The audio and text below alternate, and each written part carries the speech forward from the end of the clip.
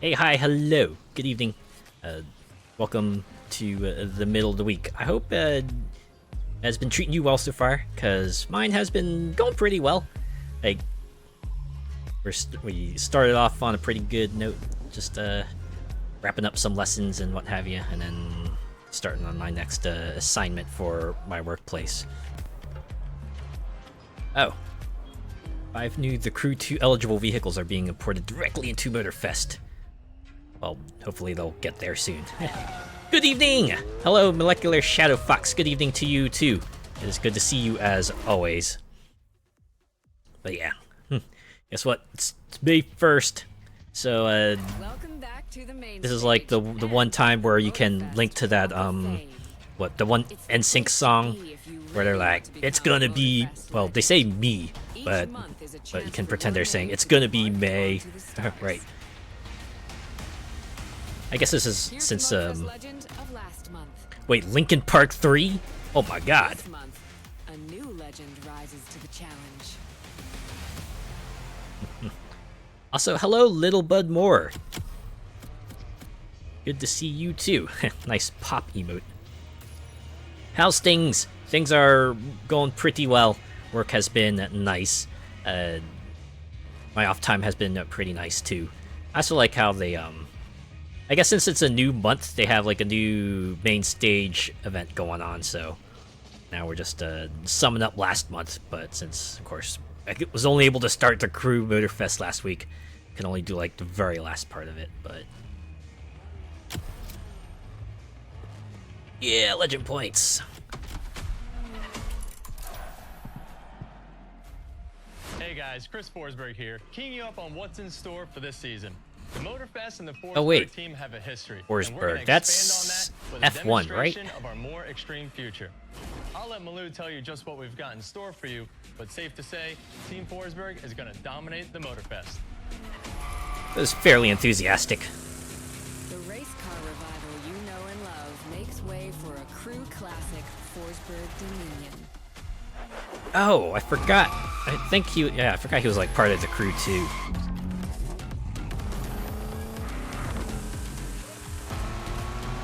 Ah, Forsberg. I know his cars from Forza Horizon 5. Ah. We even found a way to celebrate all of the guest stars that made Motorfest so vibrant. Oh, yeah.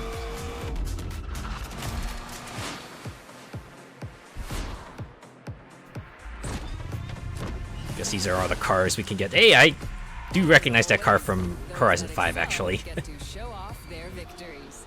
So hop in. Should be a good month for me. Ah, right, because you got that con coming up soon, right? Yeah, that's gonna be a fun time.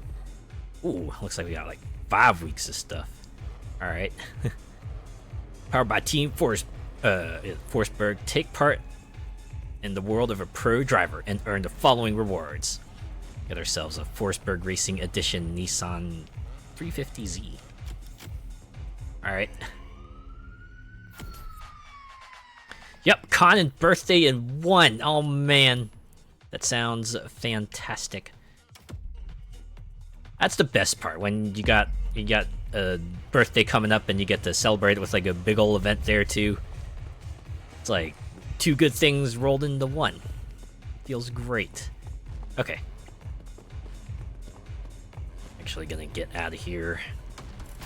We're just gonna keep doing playlists because we did 3 last time, and now we can do another 3. I actually did play a bit. I did play a bit off stream, just to do the like limited time event stuff. I didn't like advance the story or anything. I didn't do any playlist or anything like that. I shouldn't say there's a story. The story seems to amount to, hey, you're in Oahu now. Motorfest is happening. Go have fun in our little playground. A twofer, yeah. Gotta love them. Alright. Well, I guess we can just go from left to right, right? We'll start with 9911 Legacy, a Porsche story. What is this documentary? This sounds like the kind of thing you would like see on the automotive channel, like a 1-hour block that they just kind of blocked out for a little Porsche history, maybe some advertisement in there as well. Something special about seeing those 70s and 80s race footage. Oh yeah. Seeing any sorts of old footage is always fun. Yeah, it's very Discovery Turbo. Yeah, I bet it is. Oh, did they already mark this for me? It says remove waypoint, so... I'm assuming I can just start driving my way there. Maybe this is like what I already marked, but I forgot. We had a lot of fun making this next playlist. One clue, it centers on one of the most famous car models of all time. It couldn't possibly be in the title, could it? Just wondering. Yeah, it's very Discovery Turbo.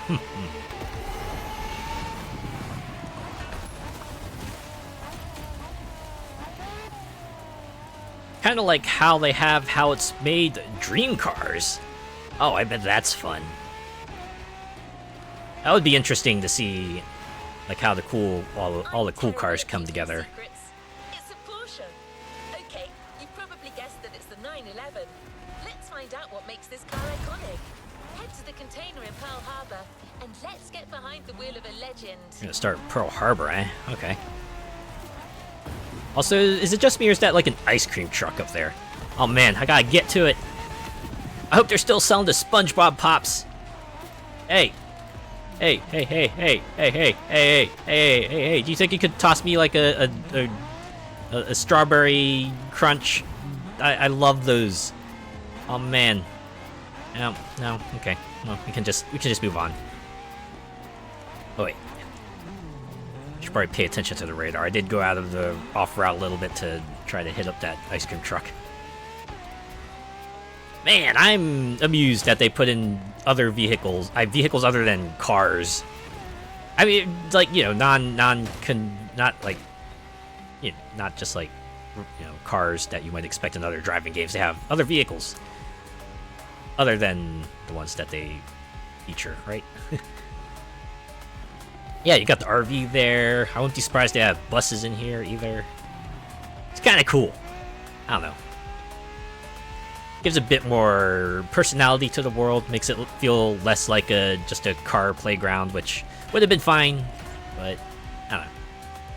I do like they're trying to give this place a bit of personality. I'll take a 99 with a flake in and a half and half a slushy of blue raspberry and cherry. Oh man. Do you like to do that? Do you just like to combine flavors together? I always feel like when they give me like a self-serve fountain of like soda or ice cream or slush, I always try to take a combination of flavors. I never stick with just the one. Right, if I get like a fountain soda, I'll usually get like half lemonade and half Sprite. And if it's like you know, ice cream self-serve, I'll like try to do like half chocolate, half vanilla, and so on. Yep, I mix and match stuff. Yeah.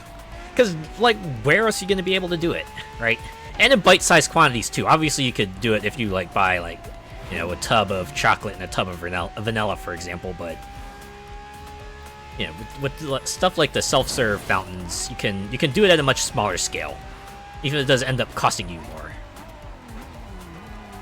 I don't know, it's nice to mix things up, right?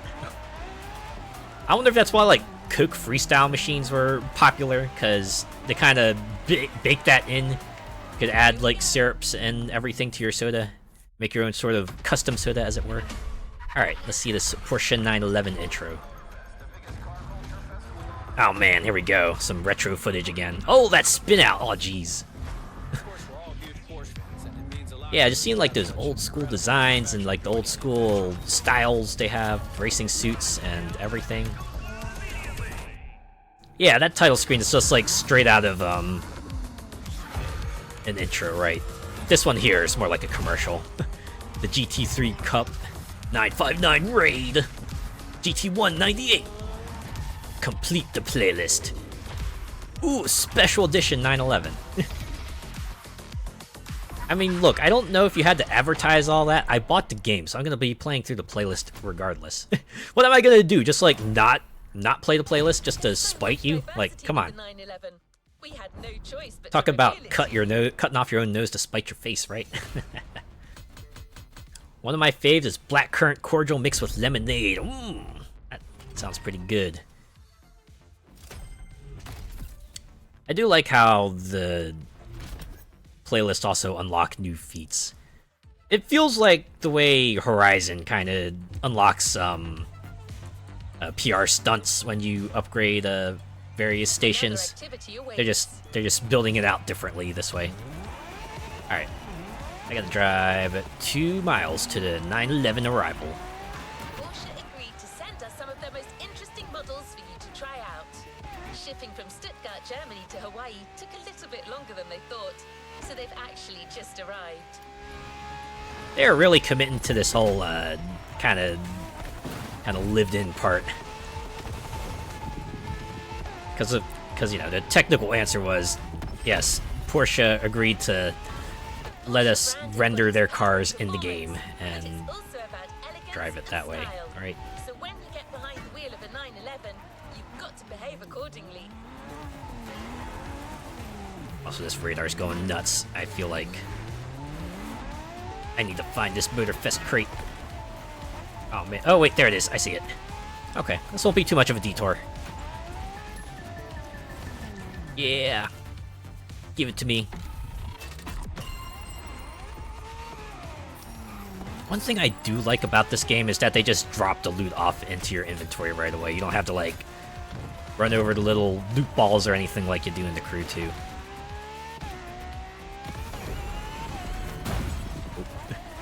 Be nice to see cars arriving by cargo ship. That would be pretty cool. Well, might explain why we're going to Pearl Harbor, right? They did say it just arrived. Clean driving gets your bonus at the end of each event. The cleaner you drive, the bigger your bonus will be. Wow. So even during a race, drive clean, take care of your car, and beat your opponents with finesse. Or I could just like not do that and give myself an easier time winning these races, right?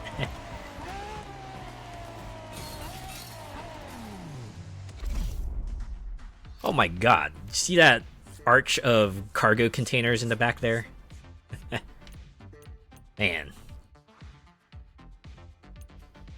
Alright, let's get this started. Would make you feel like you're dropping off a car and gone in 60 seconds. Wait, what is this track? Oh, wait, no, that's a loading screen. Never mind. I was gonna say, are we driving on that? That would have been pretty cool, actually. Oh my god. Wait, they got people waiting in there? They're like, alright, wait for the person to arrive, and then we all come out and drive out all cool like. Oh yeah, watch out, make sure you don't run them over. That would be catastrophic. A PR disaster. Hey, watch where you're dropping that. Wow, I even cut it out on the side. And they have interior lighting. What the heck? It's like you're part of the documentary yourself. God damn. My god, talk about claustrophobic. Yeah. Whew. Absolute nightmare. Oh my god, is this a rolling start? Fucking finally. This is exactly what this kind of cutscene needs. This is what it demanded, and they delivered. Yes.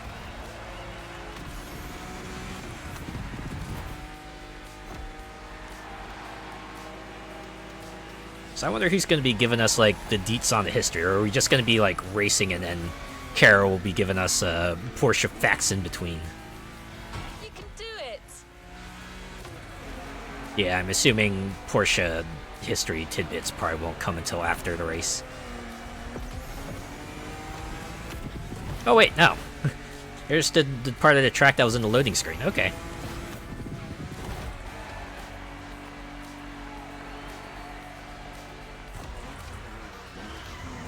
Oh yeah, look at that drift.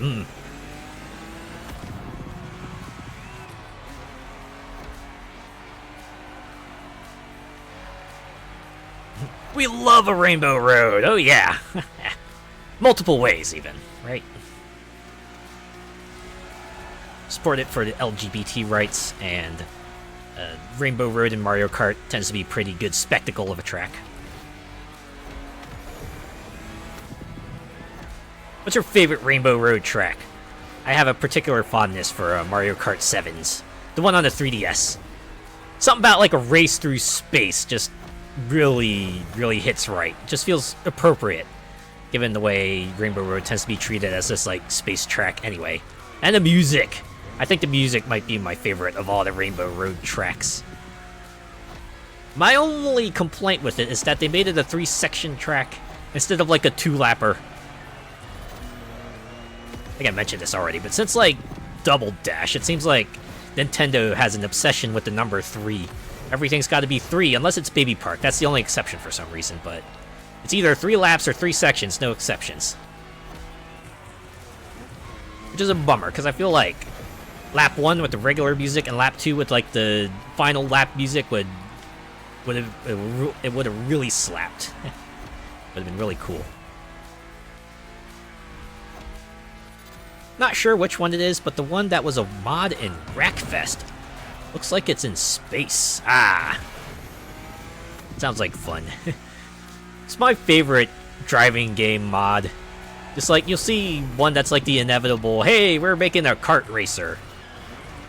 Or like any sort of game that has vehicles and stuff, you'll inevitably get like a racetrack mod of some sort. I can't imagine how many Halo Forge maps are essentially, hey, just hop in a Warthog or a Ghost or something and then race around this track that I created. Or like, I guess if we wanted to even go back further, Unreal Tournament 2004 probably had a couple of modded maps like that too.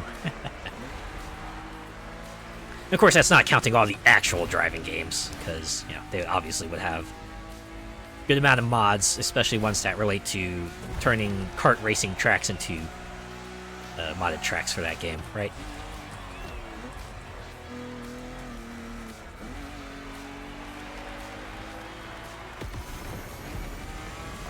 Oh, that does remind me.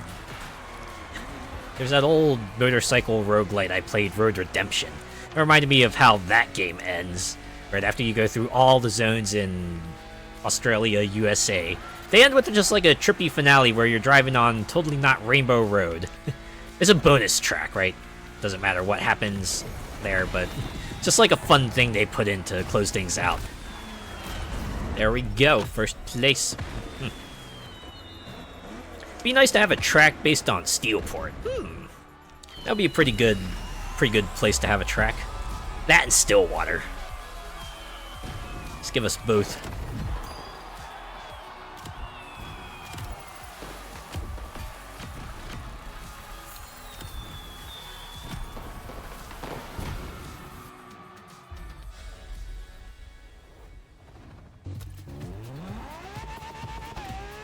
In the 1960s and 70s, Ah, here we go. private racers adapted Porsche the history. 911 to compete in rally races all over Ooh. Europe. A testament Europe, to you the say? versatility of their design. Because they had to deal with different climates and roads and weather conditions, I'm assuming. Porsche, not to be outdone, officially entered some of their own tweaked 911s to the rally circuit. Don't say.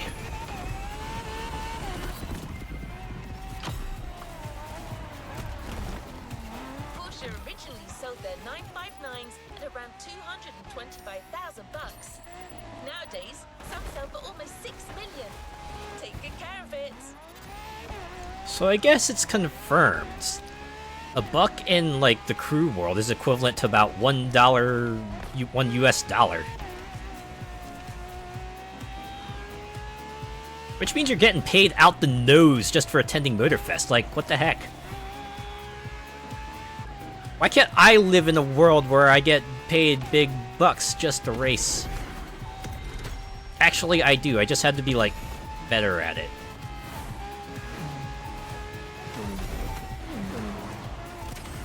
Alright, I'm gonna pass on that real quick so I can keep on doing this escape skill. And we're back! Yeah.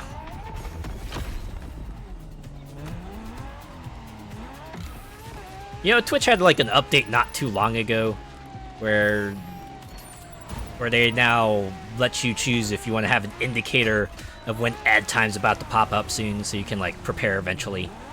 Because I know some streamers do like to maybe take a quick break of their own while ads are playing.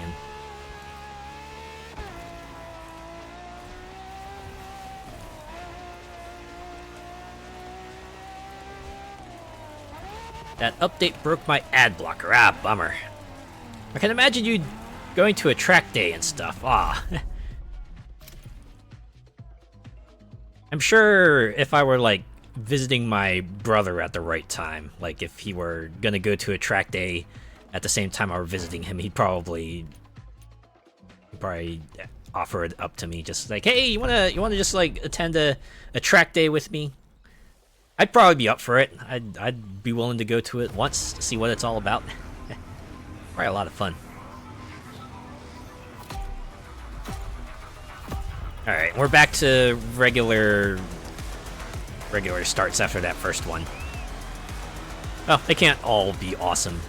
Because, you know, if they're all awesome, that kind of sets a new bar that new ones have to reach, and that just leads to spectacle creep.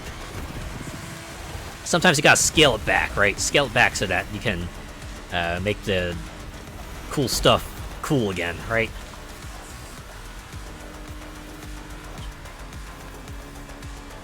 Yeah, get your project track car out with the waifu or husbando livery on. That's one of my favorite things at anime cons. You always have that one section where you'd have cars there. They'd have their liveries with the anime characters on them. I actually spotted a few in the wild too. That's great. Like one time I was just like, you know, finishing up my grocery shopping. I was returning to my car. I just happened to pass by another car that happened to have like a whole Hatsune Miku vinyl on it.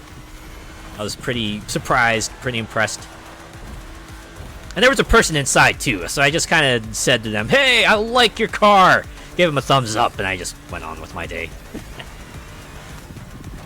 Not too often you get to see those, so... Just like, oh man, that's pretty cool. Doing that.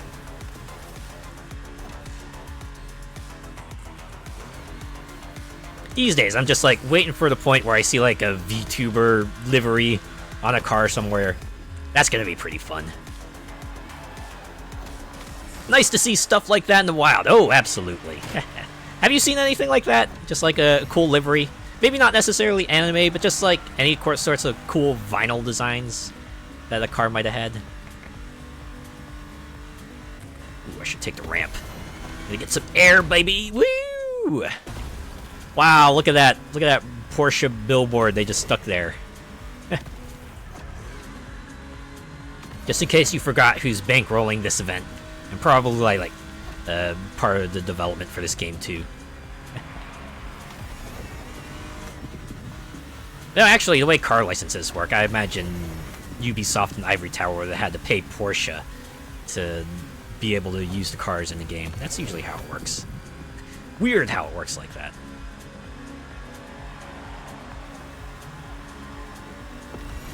Could you imagine one day if the tables were suddenly reversed and car companies would have to pay game devs for the rights to use their cars, or to let them use, to get them to render the cars and make them drivable? Maybe I'm just dreaming.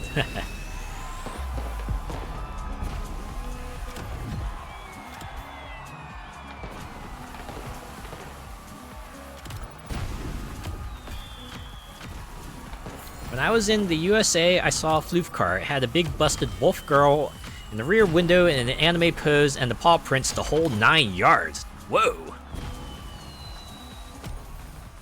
I like a good original character livery too. It's kind of fun seeing the OCs people create.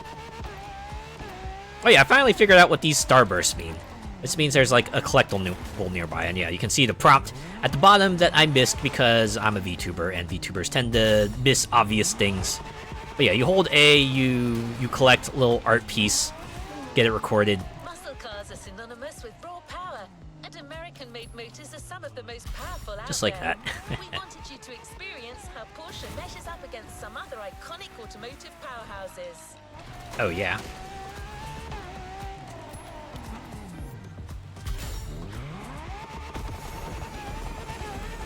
So that's like part of also what I did off stream. I just kind of drove around the island and hit every little starburst spot I could. I'll probably do that after this stream too. At some point. Not gonna lie, I'd mark out if I ever saw a Sasuke to Miyano livery on a car. I'm sure we got our one set that we probably be like, oh man, you're a fan too? Oh yeah! Especially it's like the more obscure works, right? If you're something like, say, an Attack on Titan fan or a One Piece fan, you're probably good to go. You're probably pretty easy to find a fellow fan, but for, say, someone like me, if I were to find someone who is like, oh man, Blend S, oh man, Kaguya-sama, oh man, this is the Order of Rabbit, oh man, would Laid Back Camp count? I feel like that one might have penetrated a little bit outside of its little niche. The car you'll be driving is the 911 Turbo 3.6, one of the most famous sports cars in the world. Oh man. Get ready to face off against some muscle car monsters. Yeah, that's right. We're gonna take down these American-made cars. Gonna show them why European cars are the best.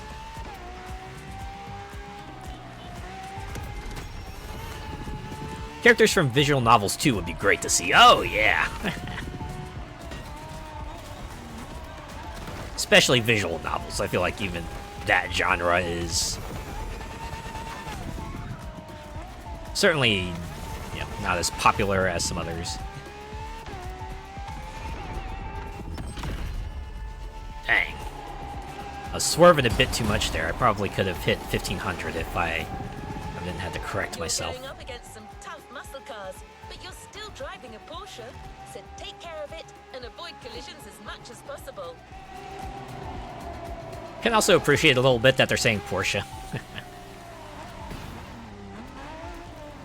I will admit, I did say Porsche. I did say Porsche when I first saw the word, but thankfully I have car enthusiast friends that are like, nah, it's Porsche. You pronounce it Porsche. I'm like, all right.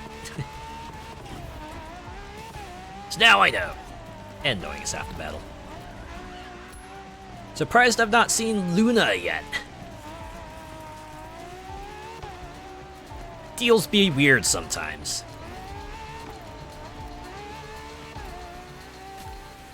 Like, I'm almost certain it's like, if there's something that you don't see here that you probably expected to see, it probably just boils down to the manufacturer refused, even though it would have been the perfect thing. And well, you just gotta roll with what you got, right? Okay, where the heck is that box? Okay. The thing I noticed about this radar, it's very directional. It will keep beeping as long as you're like somewhat going within the right general direction of the box. And if it suddenly stops beeping, then you're going the wrong way and you just gotta turn around. That's actually pretty intuitive when you figure it out.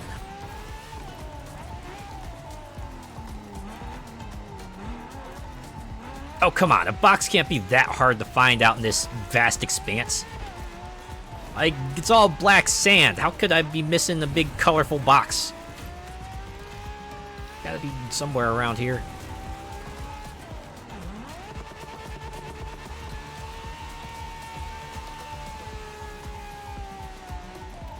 With how big the fan base, or how big the Hell of a Boss fan base is... Oh, I found it.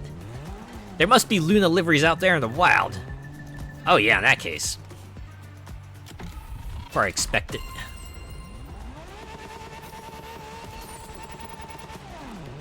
Let me think about it. Maybe Has-Been Hotel as well. I know that was the one that also managed to like penetrate the general conscience of the public. It was actually funny. I remember my cousin was saying that she was wondering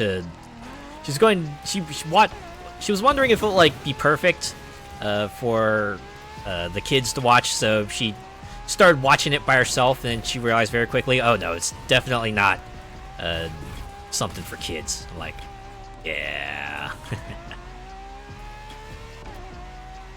Credit where credit's due. My cousin did check it out first herself, right? For some reason, I couldn't really get into Has-Been. Is that so? Admittedly, I only watched the first episode myself, but I thought it was like, all right. I kind of like the musical when they're setting was pretty fun too. Hell of I took to very fast. Oh yeah.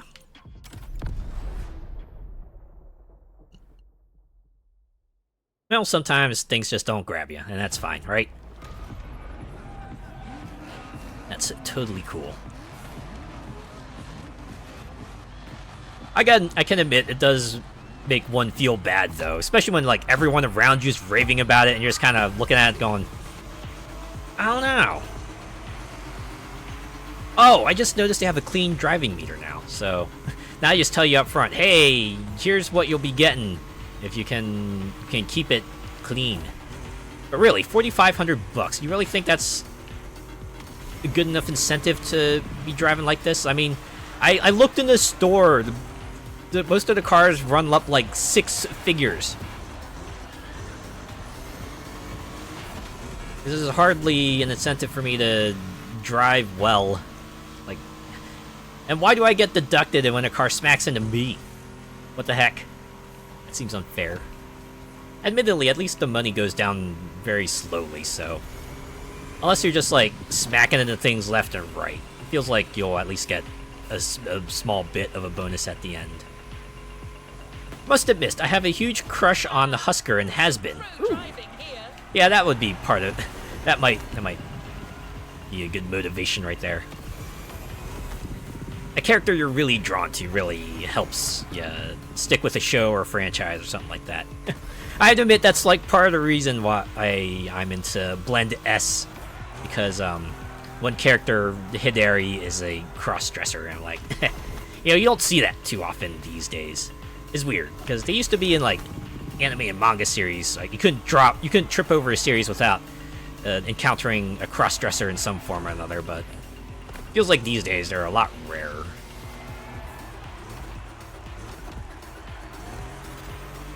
Give them credit where credit's due, though.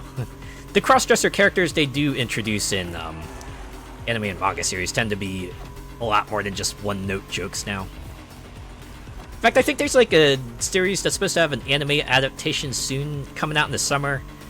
My senpai is an otokonoko, which actually very much focuses on a cross-dresser character and does like explore into depth the kind of issues like such a person might face, right? They treat it with like a bit of seriousness.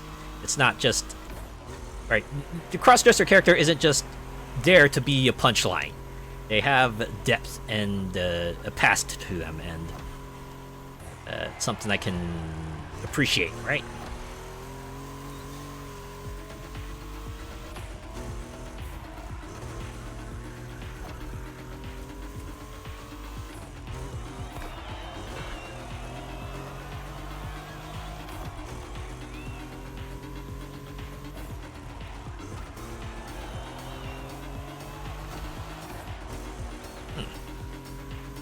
Oh yeah.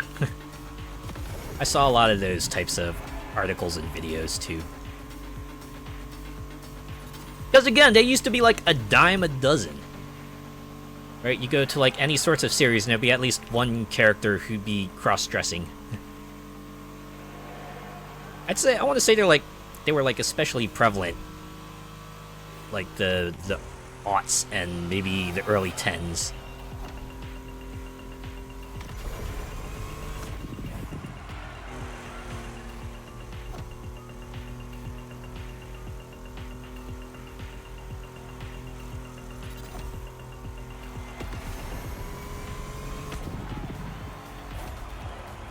Honestly, I remember when news came out that in Japan they actually published several magazines that were solely about like manga and articles and stuff just like centered around cross-dressing characters. So it was pretty crazy. They actually ran for a little bit too. They had like a good run of several issues before they kind of ceased publication.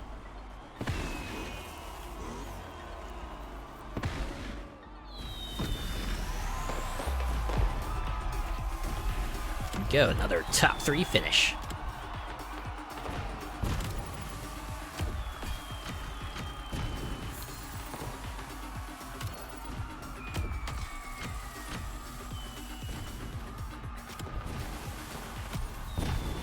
So yeah, even, you know, admittedly, just like bumping everywhere and not trying to be like absolutely perfect, I still got like over 4,000 out of the 4,500 they offered me from the start. So yeah, you'd have to be especially rough and rowdy if you want that entire bonus to disappear. Germany. Do you know what's special with Germany when it comes to driving cars? Ooh. Yes, autobahns with no speed limit driving. Oh yeah. So we provided you with a speed powerhouse to drive Hawaii's highway. So drive fast and drive clean.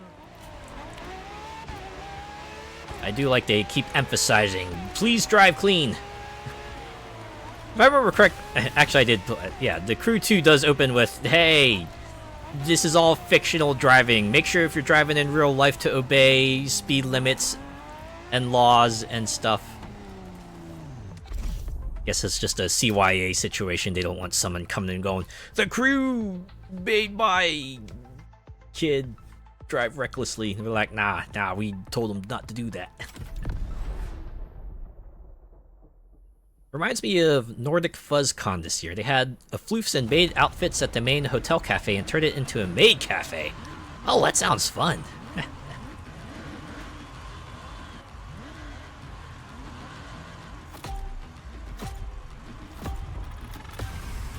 I remember a con I went to also did like a maid cafe.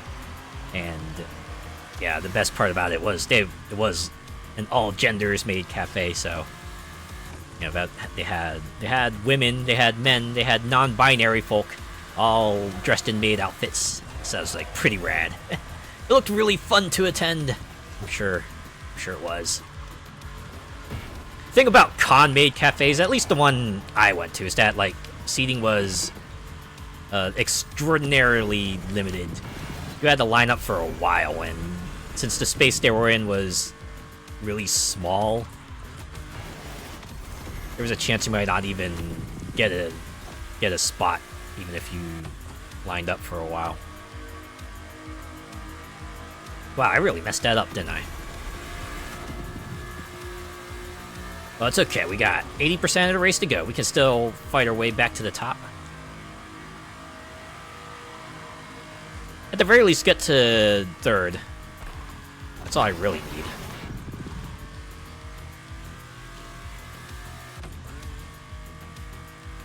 I should probably take the recommended line here.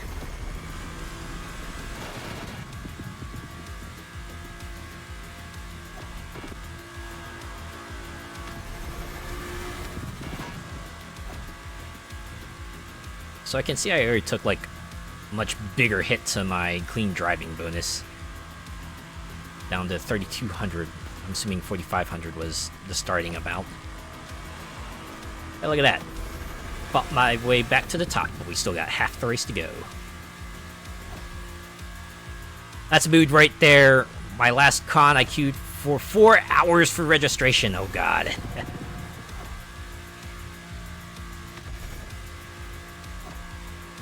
Yeah, once the cons I went to opened up like pre-registration, I was all over that. I was like, no way I'm gonna wait multiple hours just to buy a badge when I could just have the badge mailed to me. And I could just like go right in. It's nice like that. Even then, you probably want to wait like an hour or two after the con opens anyway, because you know people are going to be lining up to enter first thing, so probably going to be waiting for a bit no matter what. It just kind of kicks the can down the line, really. Could have done with one of those walking stick thingies that turns into a seat. Huh. I didn't realize those existed, but that's pretty cool. Must be like one of those ultralight titanium type of seats, because yeah, I can't imagine like a regular folding chair being suitable for converting into like a cane or a walking stick.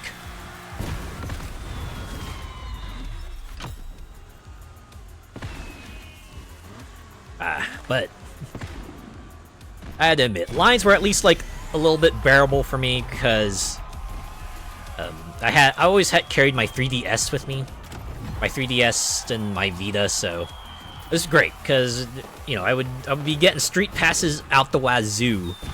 So if I was just waiting in line, I could just like pass the time by just going through all my games that did street pass stuff and processing all that, and, you know, getting all the bonuses from it and everything. The Switch is still handy too, right? No Street Pass, but you know, you still get to play games in line, so that's pretty cool. After trying Porsches on the streets and back roads, there's only one place left to try. The air? The water? On a railroad? Oh, right. Racetracks, yeah. We've got our hands on the GT3 Cup, a model designed with track racing in mind. It's one of the fastest cars Porsche has ever made. I don't know why I didn't think of regulation racing. I just heard street and dirt, and I'm like, wait, where else could they go? But of course, the racetrack, duh. Oh. My radar's beeping again, alright. Ooh. It's getting faster. Oh, wait. And don't forget, this playlist is all about clean racing. Oh, wait, so is it just like the Porsche playlist that has like the clean driving bonus? Or is that something they'll just like randomly reintroduce with other playlists down the line? Maybe the Lambo playlist will have it as well.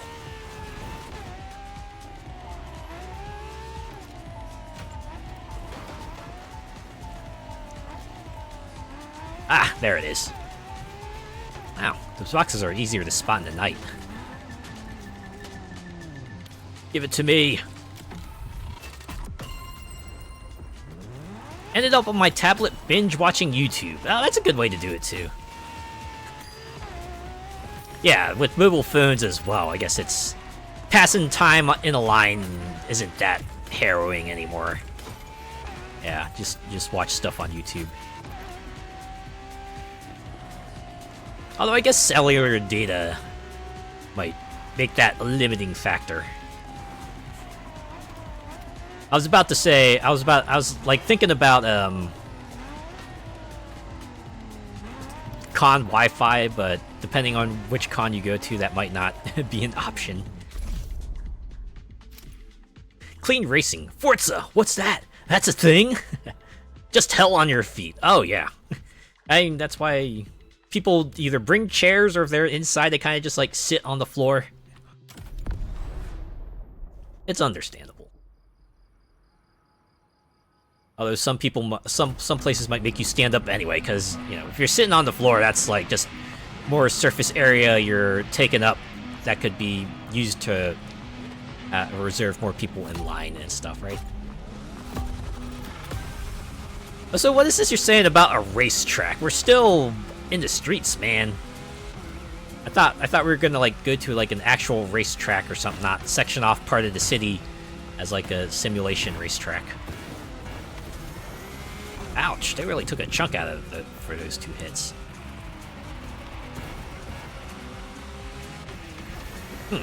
Seems to mostly depend on your speed.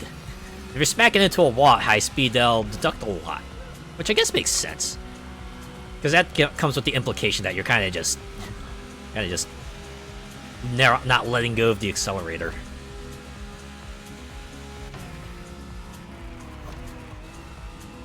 Said to my friend, I've made the executive decision to sit on your lap. There you go. That's a way to take up less space on the floor.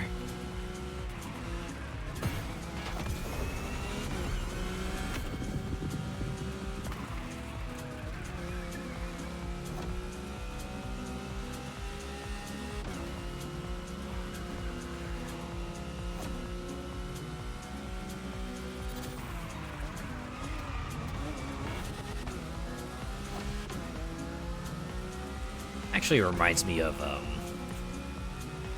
And I guess it's like a mildly amusing story of when I was in line. I think I was like waiting in line for an autograph. I just happened to overhear this group of people just talking about a character, and they were like wondering where this character was from, right? They were talking about all these descriptions and things. I guess they must have been talking pretty loud, because someone in like another part of the line just yells, "You're thinking about this character!" And then they just go, "Ah, yeah, you know what, you're right, thanks for letting us know." Like, heh. That's the kind of experience you really only get in like a public con.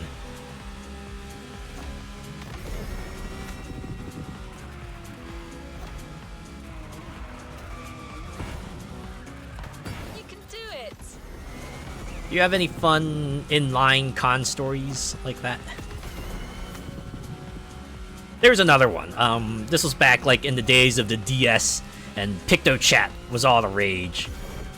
I like randomly joined a room, I think, and while we were waiting to kind of go into a room for a panel, yeah, we were just like saying random stuff, doing dumb jokes and everything. You can do it. I guess I must have been more of a hit than I thought I was, because like someone entered the PictoChat room I was in with like my name and my color. It was wild. So of course I started yelling, "Imposter, imposter!" Well, I didn't actually yell it, I just kind of, wrote it in the chat. And of course they went, "No, you!" I find that amusing all this time later. Apparently I was enough of a standout in that PictoChat room that someone else was like, "Ah, yeah, I'm gonna back out, and then to change my profile to be like this other fella, and I'm gonna come in and have myself a good laugh."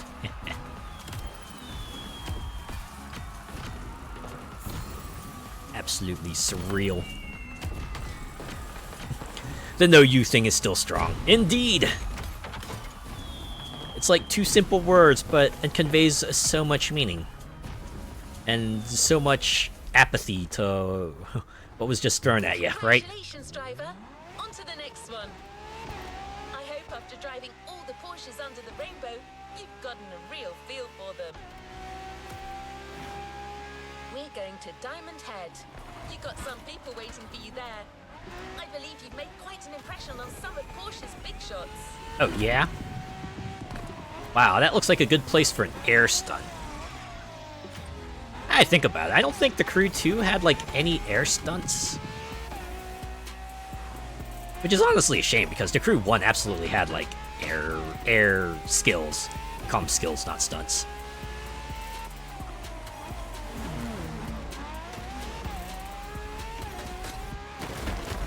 Yeah, I think the Crew 2 was like mostly speed traps, escapes. I'm struggling to remember if they had slaloms at all. This face-off will be tough, so get ready. I know they had some special ones for airplanes, right? They had like the gate challenges and the angle challenges and stuff. Alright, we have here the 911 challenge. You're driving the VLVL. Vilville.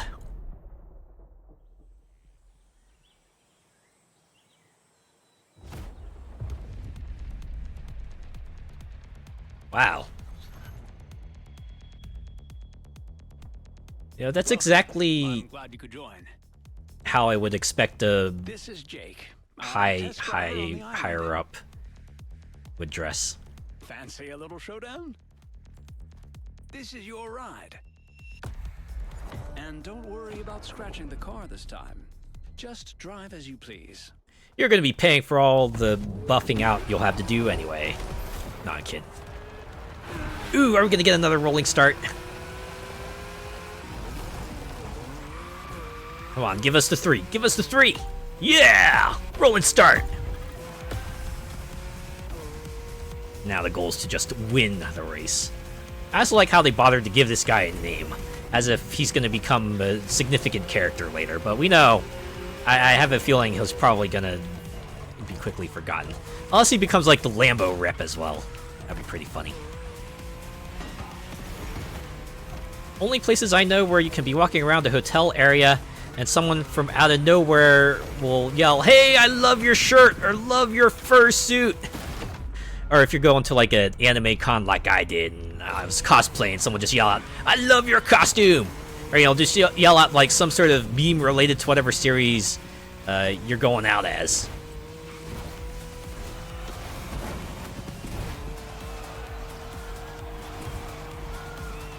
Right? If you're like going out cosplaying as Mio from K-On!, someone will inevitably pass by you and go like, "Boy, boy, Kyun!"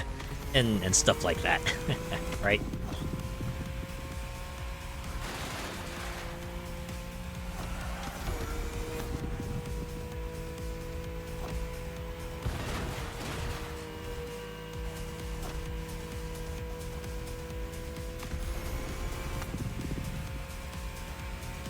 Just say, is it just me or does like the debris clean up nicely?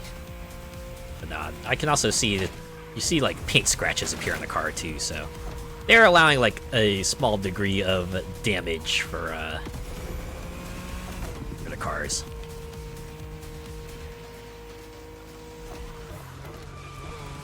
The joys of enjoying things as a group, indeed.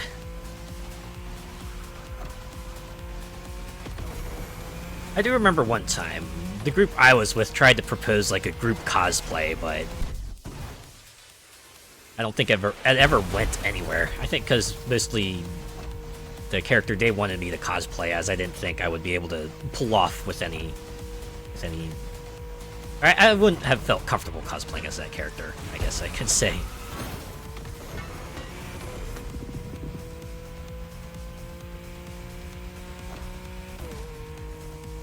Oh yeah, I enjoy a good group cosplay. Family cosplay tends to be the best. It's great when you see like the adults there and the kids there all dressed up as like a variety of characters from the series, and like, kid's gonna grow up to do great things no matter what they may be.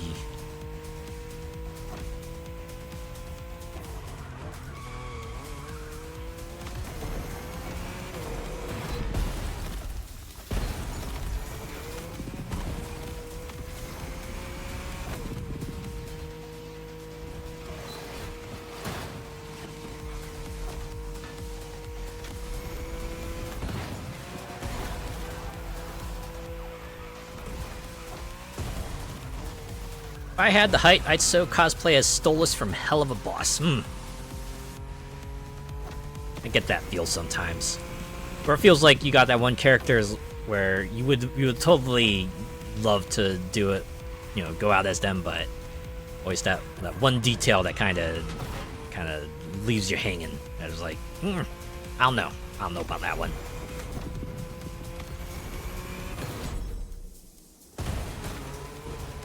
And that's when I try to play a game that has an extensive character creator and extensive cosmetics, outfits creation, and just bake the character there.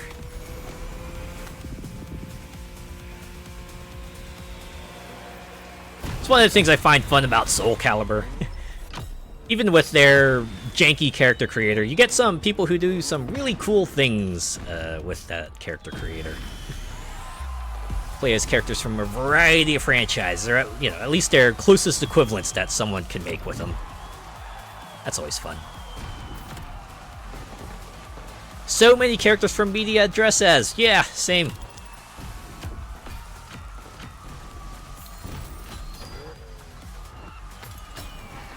I forget if I've said it here, but man, I wish fantasy fashion were like more of an accepted standard, right? If we could just like dress as characters doing like a fantasy anime, I feel like I'd be much more motivated to go out and about.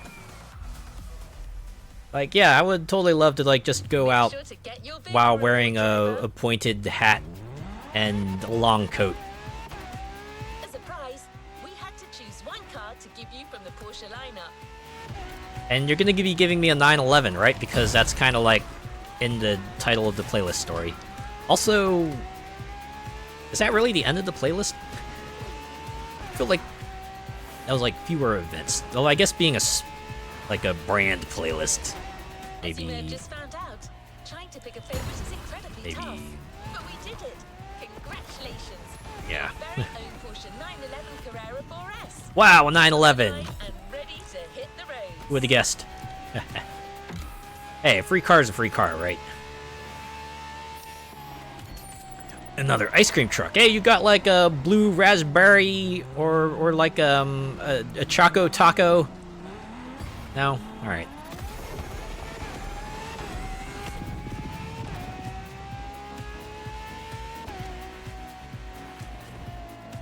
I bet you could rock an Aisha Clan cosplay from Outlaw Star. Ah, man. I forget what they looked like.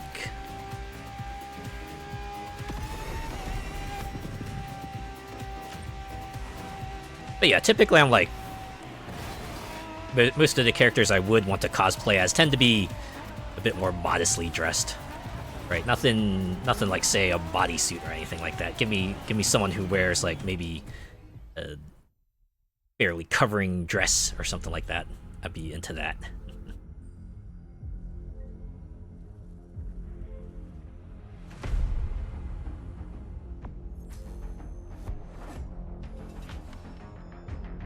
Stuttgart.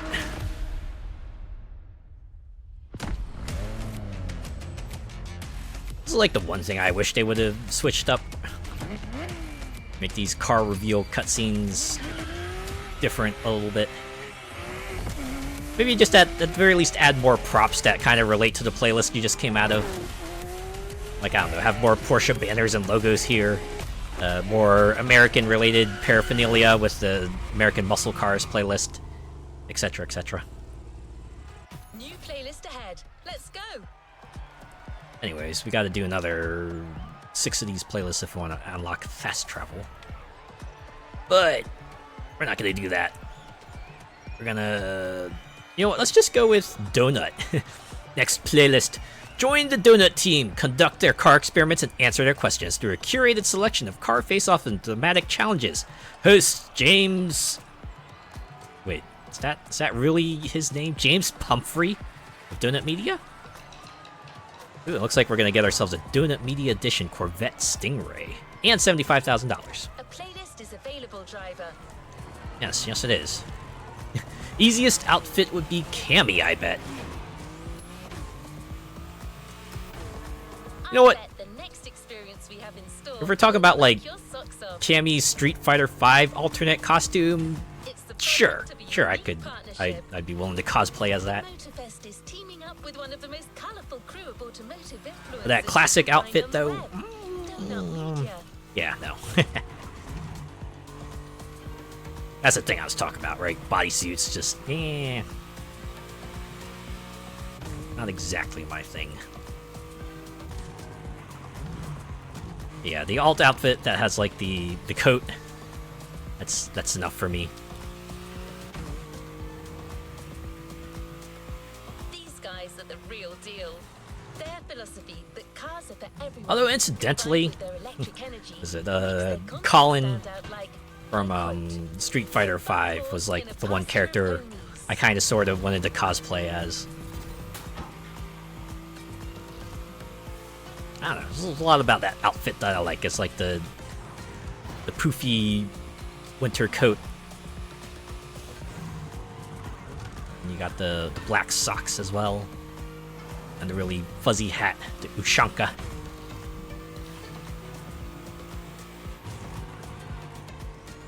It would have been great for, like, winter as well.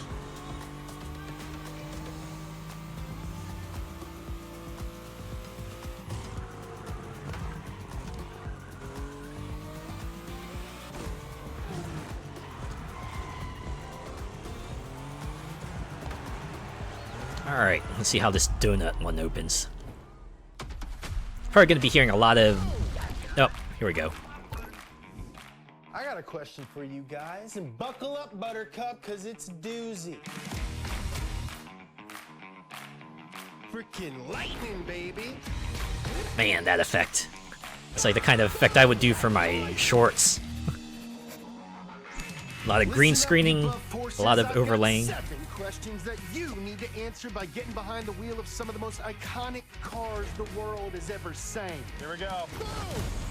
The car world is made up of rivalries and unanswered questions. You need to I have to settle assume this is once like and what for their YouTube series is like, right? all. Will it be easy? I don't don't Also, think I'm so. assuming they're on Spy YouTube. Lover, he gives the people what they need to hear. Wow, that crowd could not be more fake if they tried. Good lord. And in the end, I need you to answer the biggest question of them all. Who rules the streets? That is the most badass thing I have ever heard of. Hey, don't talk to yourself, man.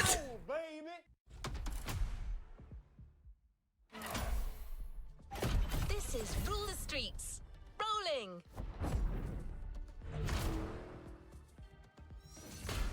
I rather like Biken's outfit from Guilty Gear, a whole red, white, and black kimono and all that. Oh yeah, he's got a pretty cool outfit. Ooh, on the subject of Guilty Gear Strive, or I guess Arc System Works in general.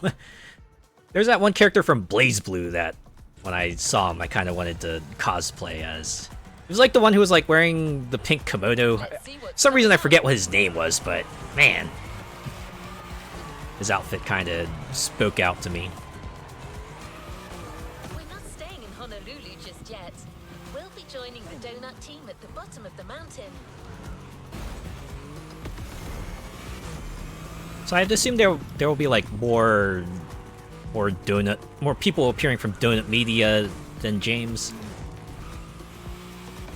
I do like the presentation though. There's a lot of presentation in this initial cutscene for the playlist. I'm not gonna lie, James wants to start big here. I wonder if we'll see more. At the very least, the intro for this race might have a bit more production value to it.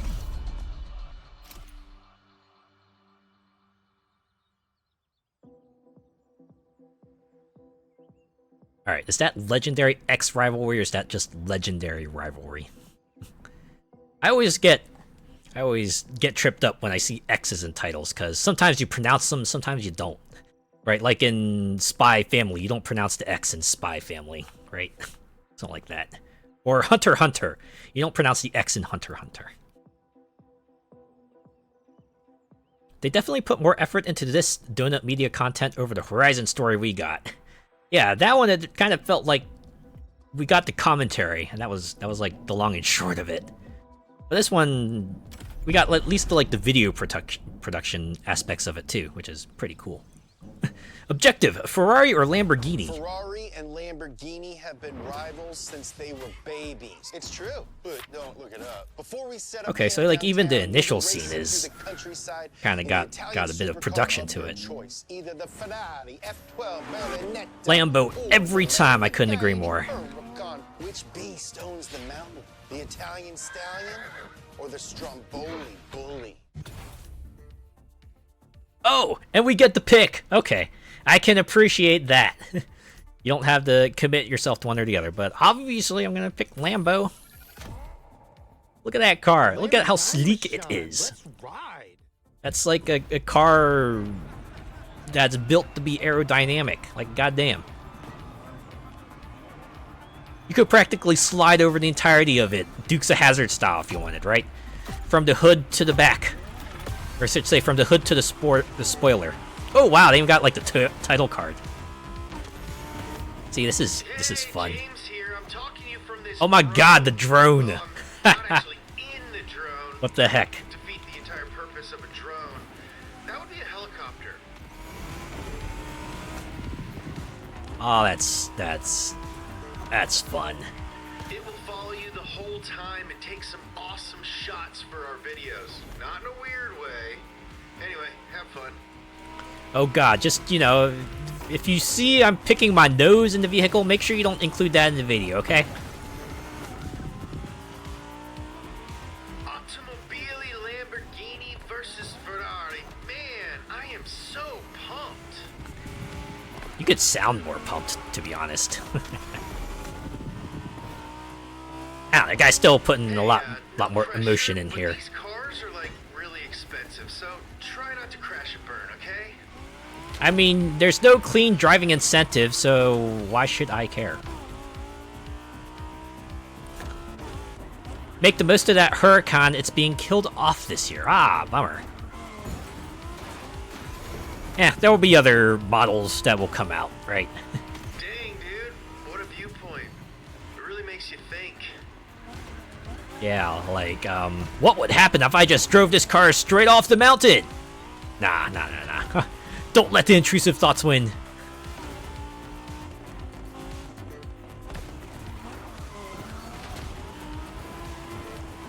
The last V10-2, its replacement is going to be a hybrid V8. Oh.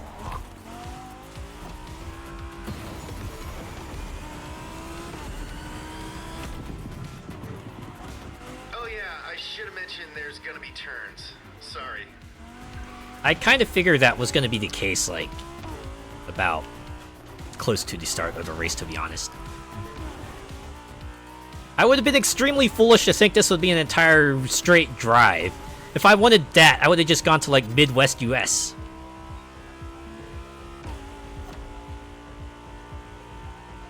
Or, actually, I meant Central US, not Midwest.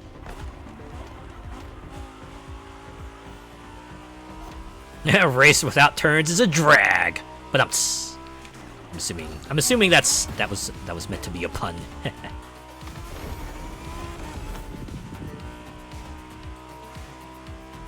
Bull versus Stallion. How we feeling about our choice down there? Not having second thoughts, are we?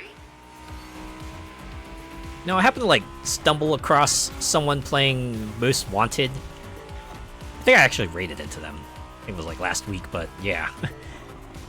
We got, like, into a little bit of talk about how drag races were in, Give me the gravy, Grandma. you know, in the old Need for Speed games. They're actually, like, a bit more involved. Especially when... Machine rules the mountains. Machine? Yeah, that was deliberate. Of course it's deliberate. Lamborghini wins! Thanks to me! We all know the Raging Bull is far superior to the horse. No horsing around here, I'll tell you that. No BS.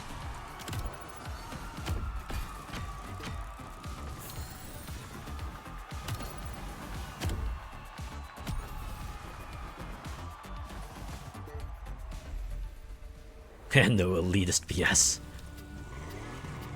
Alright, so that's question 1 done. Now that you've met the donut team, you probably have a better idea of I've what only you're met getting one into. person. But trust me, you're still in for a few surprises.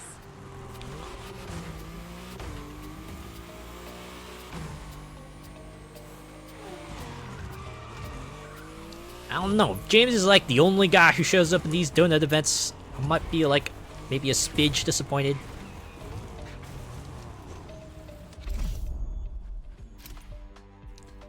Or who knows, maybe they'll do like more donut playlists, right? We'll get like a part 2 and they'll introduce more folks. Wait, still Ferrari or Lambo? Ferrari and Lamborghini have been rivals since they were babies. It's true, but don't look it up. Before we set up camp downtown, you'll be racing through the countryside in the Italian. Oh wait, did I go to the wrong event? Ferrari, F12 Berlinetta, or the Lamborghini. I think I somehow... I went to the wrong place. Alright, you know what? I'm gonna pick this and just gonna exit. Saddle up, you Italian cowboy. Same intro as before.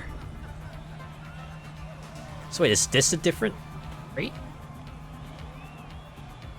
I wish they didn't play the same intro. They confused the heck out of me.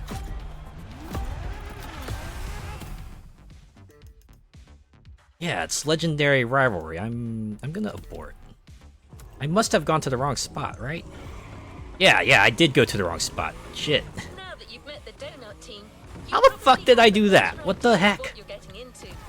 But trust me, you're still in for a few surprises. Sorry about that. From now on, the city's going to be your playground. And your first urban challenge will be a rough and tumble American street brawl. See, this is more like it. American Wrestle. Right now, we agreed that James will be the one to give you all the details. There we go. Look at that. Yeah, look, you can choose one of the two. All right. Is this gonna be like the entire playlist, or just gonna like one-on-one with a variety of cars? Whoa. All right, tough boys and girls, you think you've got muscles? No. I hope I never get muscles, to be honest. But that's just me. I know a lot of other people want muscles, and that's also cool. GT500 to find out Who's got the biggest American muscles? Spoiler, it's me. I just realized that guy is wearing fake muscle shirt. OMG the cringe. Alright, do I want to go with Chevrolet or Ford? I'm gonna go with Chevy. Just my preference, though. The Camaro ZL1. Go get that dinner. You know, when I was a kid, I had a person who was like really, really into Chevrolet cars. So much so, they had a nickname that kind of like incorporated their name and Chevy together. Pretty amusing, all things considered. Camaro, every time for me. Alright. Natural habitat, the concrete jungle. How's it feel? I'm feeling pretty thrilled, to be honest. Is this gonna be like the whole race? We're gonna be like stuck in our little lanes here. Didn't think muscle cars could turn like that, did you? I mean, it didn't. Love to own one in real life.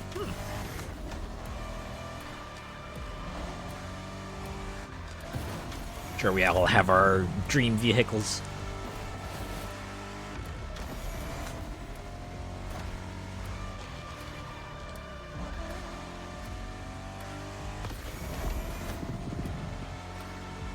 Yeah, I guess this entire race we're just going to be in our own little lanes here.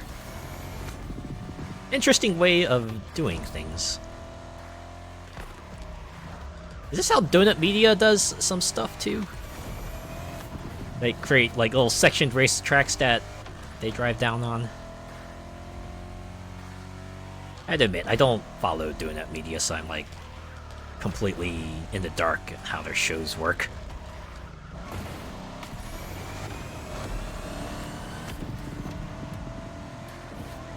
Time to flex that car's muscle. I'm flexing right now, you just can't see it. Sure, probably took a lot of flexing to put that muscle shirt on.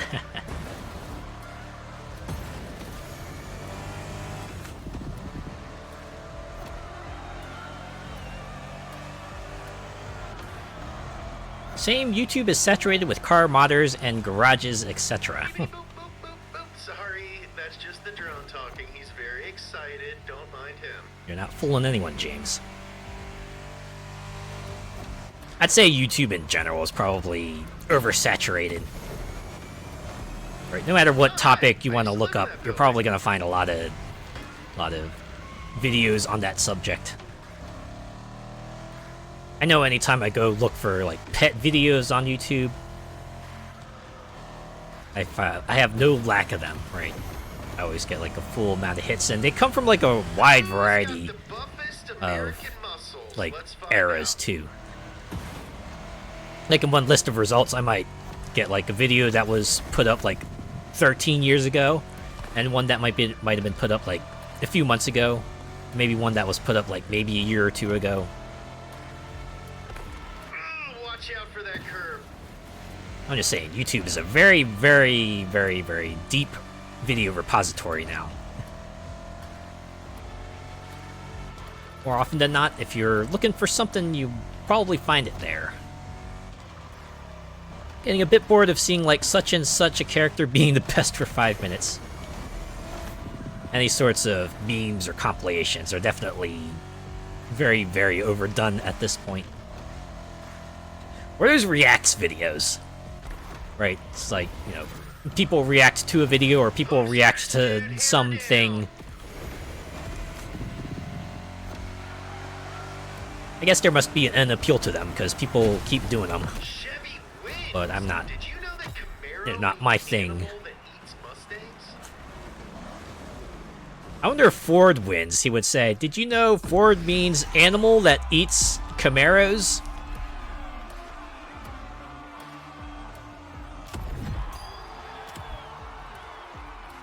Reactions are a total cancer on YouTube. Feels like a lot of people share that sentiment.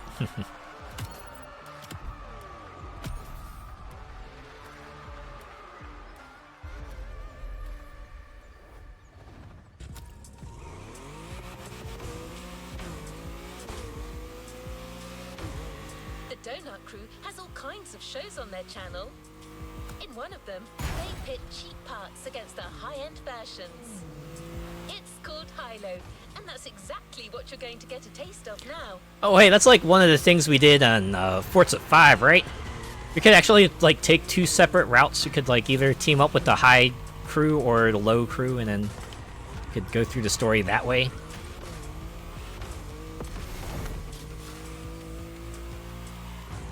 Yeah, high-low 350Z. Alright, yeah, that's what I thought. I do like those junkyard videos, though. Take a total wrecked car and save it. And during this workshop, you'll be driving the oh-so-lovely Nissan 370Z Nismo. Oh, hey, it's like the sequel to the 350Z. But yeah, it's great when you manage to find something that's like... something you don't see all the time, but it's like just interesting enough. That you're like, oh, yeah.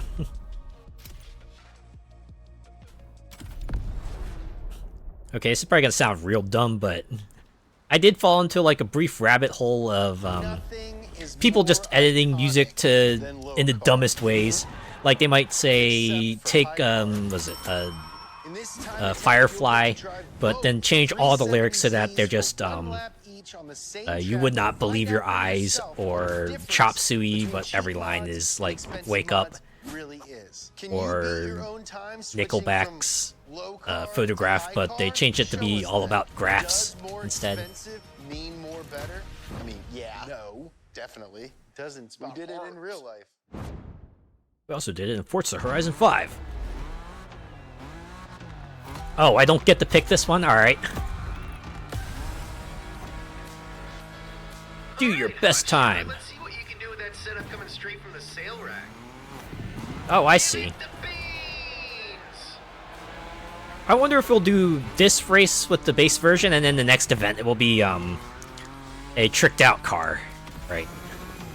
They modified it with the parts and stuff, and get to race it that way.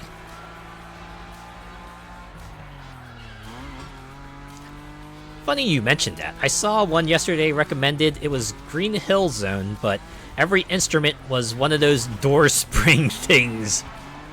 Yeah, things like that. Right, it's like simultaneously dumb, and yet someone put in all that effort to, right, like, compose the song and tune everything in a way that still makes it sound like the original song, but it's modified in that way, and I gotta be impressed by that. I can't help but be impressed by that.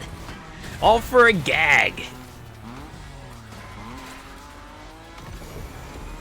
Right, someone took like a door spring sound and went and pitched it in multiple different ways, and maybe changed the timing of it too, to turn it into a Green Hill Zone theme. Someone took You Would Not Believe Your Eyes, went and pitched that in different ways, and kind of, you know, stretched and compressed the sound at various spots to make it sound orally coherent. If nothing else, it's technically impressive, right? Oh, I forgot they could do the transition thing. So that's how they do it. That actually works out pretty well.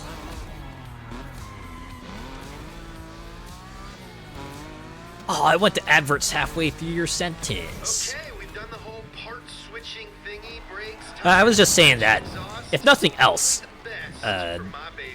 seeing those sorts of like silly shitpost songs are technically impressive, right? Someone took the time to take like a door spring sound effect and went and pitched it in different ways, and maybe changed the timing of it to make it sound like the Green Hill Zone theme, right?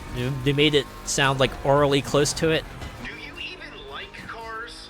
Like it all? Yeah, I like them so much I'm destroying other things with them. Right now, but I just want to call out that I'm doing a really good job flying this drum. It's my Yes. first day. Nailing it.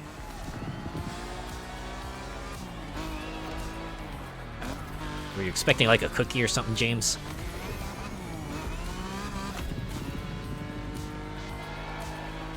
Reminds me a lot of the Can Can song they did using all the sound effects from the Sonic games. Yeah, things like that.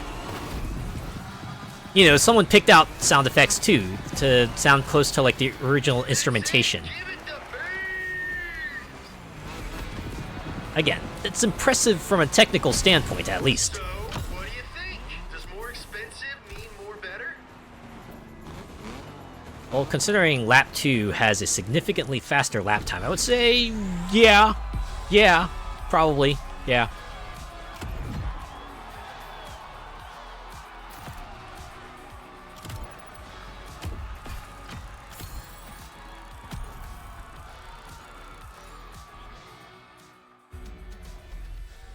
Actually does remind me, there's like a site on YTMND long ago.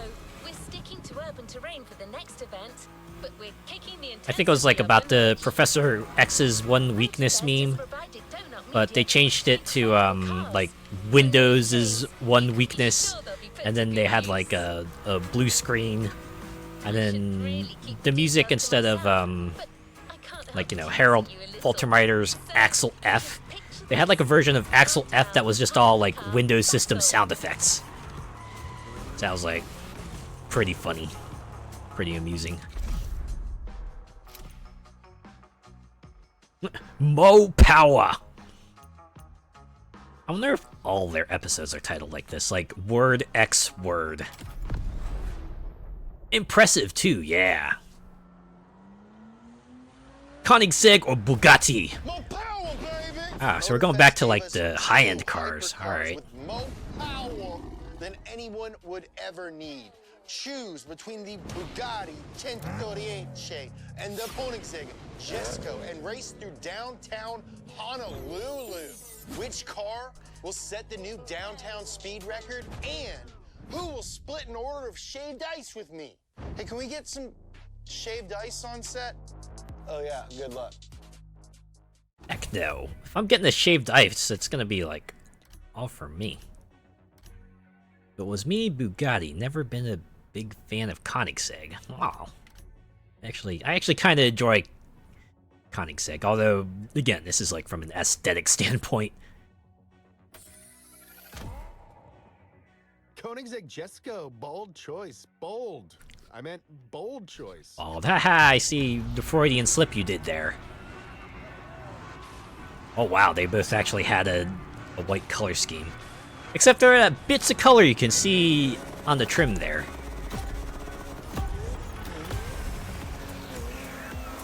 I guess the Bugatti has it too. Partnering with Motorfest comes with some pretty sweet perks. Check out these two spaceships they lent us.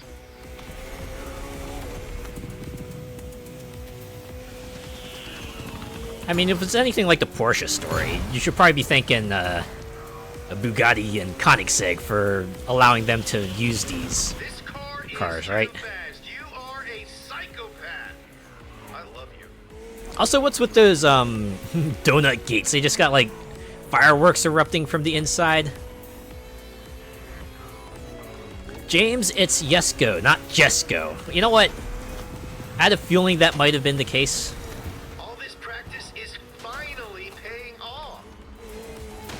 Yes, yes, you can fly a drone, James. Impressive. Let's have a billboard with him going, no way! The heck? Aw, geez, no! But that's okay, we still have 70% of the race. We can catch up to this Homer fella. I want to know more about Homer. Who are they, and where are we driving to get some? I mean, if you don't, I mean, that's cool. James, I swear to God. Yeah, I'll probably rewind that, though. Docks, how about a little tour of the countryside?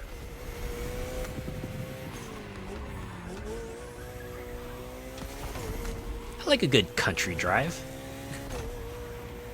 Still remember the one time I went back, I was driving back from a con. I decided to just like take the inside roads.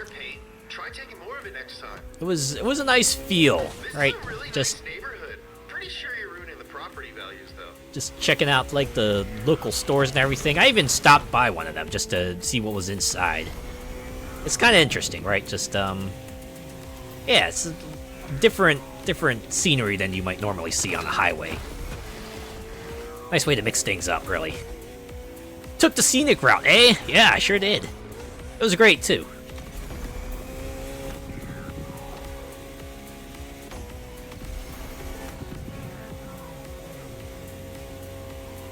Just being able to see more of, like, the natural landscape. Do you even like cars? Like it all? I'm pretty sure you already asked me this, and if I didn't like cars, I wouldn't be playing the Crew Motorfest. Be kind, rewind. Oh my god, it's been a long time since I heard that one. God damn. Good old days of videotapes where you would totally want to do that. Back in the day when you would just rent videotapes from Blockbuster. Speed record, but which car's gonna set the new record? The suspense is killing me. Man, I still remember Sit down. the day my parents bought like a mechanical video rewinder. My mind was just blown because I was like, yeah, no longer do I need to like press rewind on the VCR and just like wait for that to finish rewinding back to the start. Nah, I could just put the tape in the little device and let it rewind there.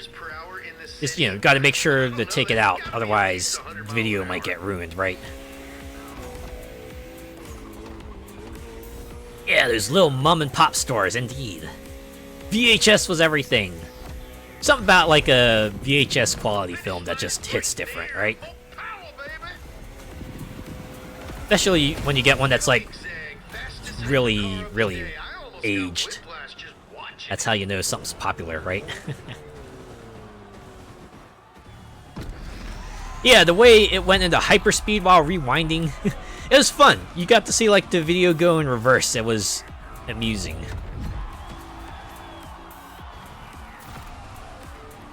I remember this one time.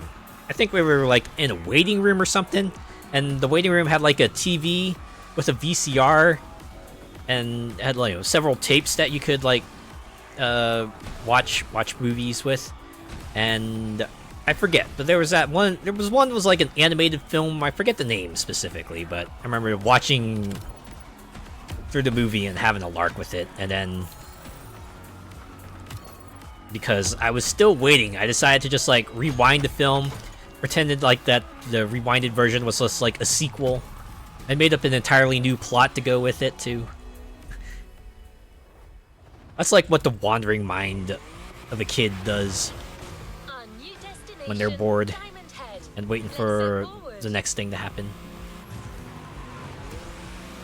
Please rewind before returning this. Okay, before I go to the next Donut Media thing, let me go collect these art pieces. Oh yeah, look at that. Rainbow Ocean Arts, and then there's one more all the way out here. Please rewind before returning this, indeed. Oh.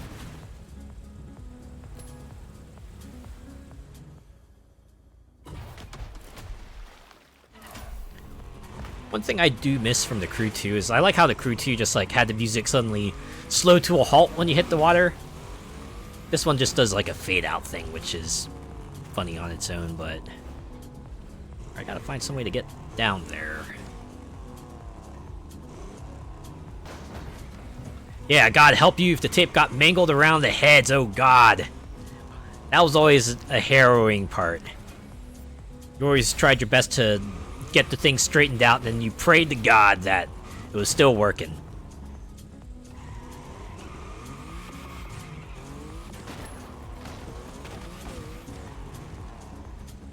Yeah. I remember there were like a few vacation places I went to where they did have like a place where you could rent movies and stuff. And yeah, we would rent like tapes to watch when we weren't like going out to the beach or checking out the tourist attractions and what have you. I'm only allowed to give you one hint. You'll be driving one of James's all-time favorites. Too bad I don't know Donut Media, so I can't guess what James's favorite would be. Yeah, I get a pen in the spools and hope that the tape isn't too creased up. That was the biggest worry. What are we getting? Oh, the Mitsubishi Lancer Evolution X. Or is that just Lancer Evolution? Not quite sure. Guessing this is going to be a drift event since the event is called... Oh yeah, look, objective, do your best drift. Alright, it's a drift event. Now's your chance to get sideways, muchacho. You'll be drifting this Mitsubishi Lancer Evo X. That's Mitsubishi. The only one you're competing in this challenge against is yourself. And the score target. Can you get all steezy with your slide? And how long can you maintain your drift? What does steezy mean? Wow, I like how we opened up looking at the balloon's butt. Some nice cake. I'm actually talking about the donuts this time. Game on. Go drift, my friend. Go drift to your heart's content. Holy cow, this is like a super friendly drift track.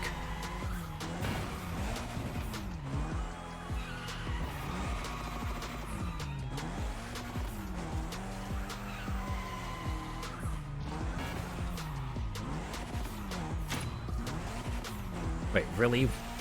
Already 1 minute remaining?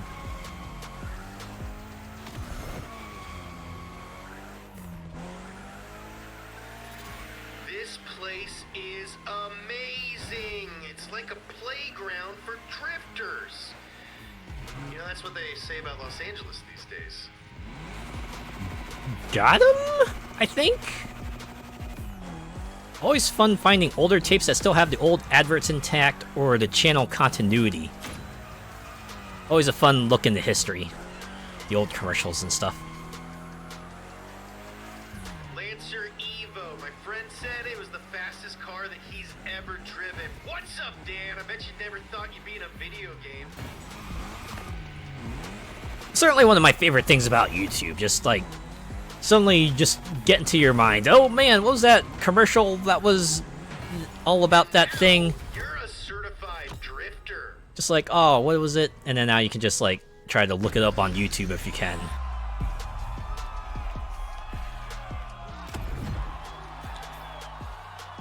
That's like when I was trying to remember, oh man, what was that one commercial that had the cat meowing all the time? And I went and looked it up and was like, oh yeah, Meow Mix. I remember it now. Commercials with like all the interesting jingles. A lot more entertaining than modern ones. Modern ones, especially their movie trailers, they tend to be just like super epic and super punctuated all the time, and it's like, ooh. But no need to reach extreme speeds to get a proper challenge. It's like either that or some sort of abstract scene happening while pop culture song plays over it.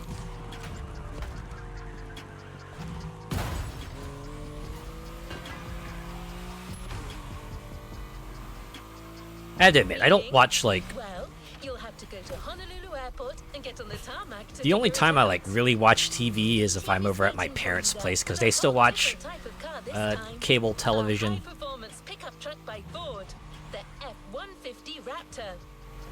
So most of the time, since I'm watching online, I can just like skip ads. Or, you know, I have other ways to, you know, circumvent them, but yeah. Typically, the only time I ever read about ads is if it's like an article for some reason or another. Oh yeah, of course you always get the blah sound. I don't know why that sound has become so popular. Just like any movie trailer you see, they'll have that at some point they'll just go blah. Gather all your focus and dexterity. You're gonna need it. Of course, you also have that other part where it goes boom, boom, boom, boom as they rapid fire between a bunch of scenes. You know, everyone likes a good rhythmic moment, but starts getting to be a bit much, you know? You know?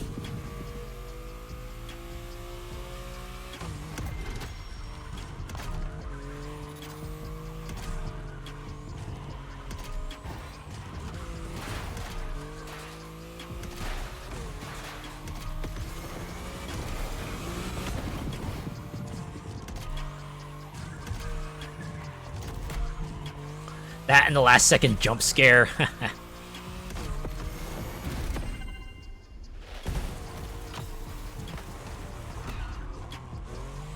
Alright, now kind of gotta go back around and go back to the donut event.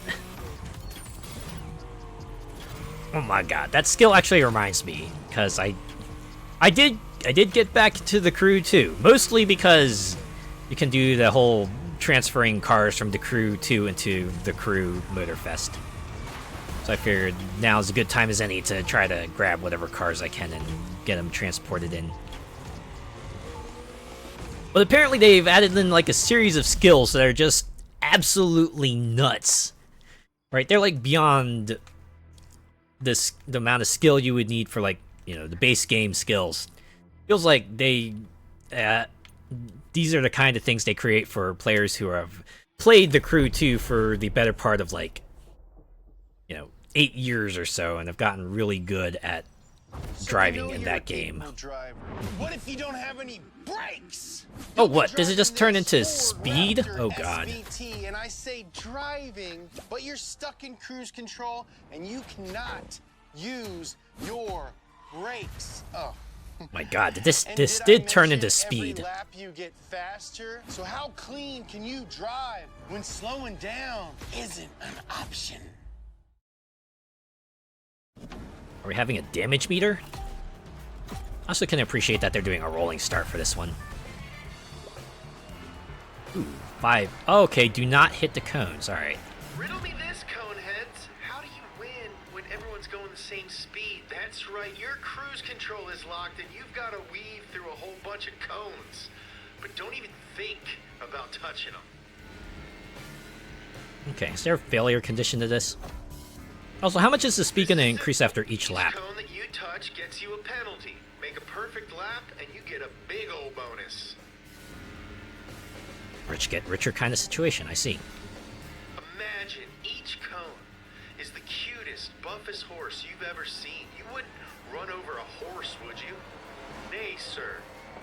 Okay, what if I imagine each cone was like a cute anime character? I think that would work better for me. One lap. Good job. What really annoys me, sounds small, but it really grates on me, is how they say the release date, they dropped the TH, like they used to say May 15th, or May, now they say like May 15. No! Already at 15 miles per hour, and I'm kind of racking them up. Look at that, my bonus has dropped to 2.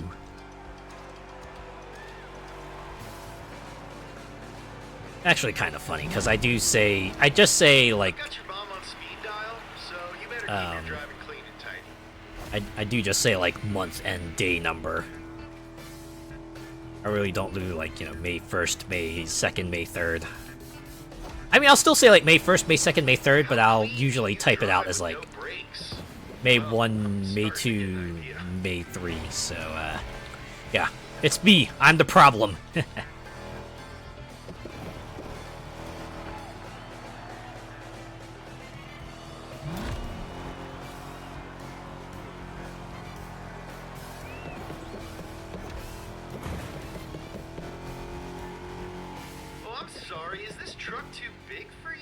Yes! Widow baby car to make it easier? Well, too bad! I also can't drift, what the heck? Clever girl. Get it? Get it, like in the movie? Oh, yes, it's a Jurassic Park reference. I knew that one, at least.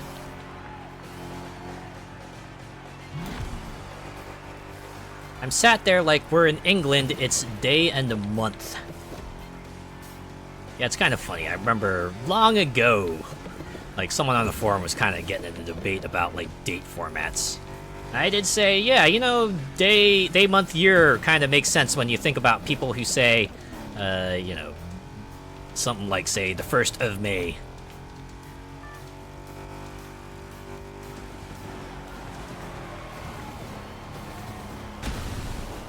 Well done. I hope it was as fun for you to drive as it was Oh, for me wow, to that was watch. 5 laps already.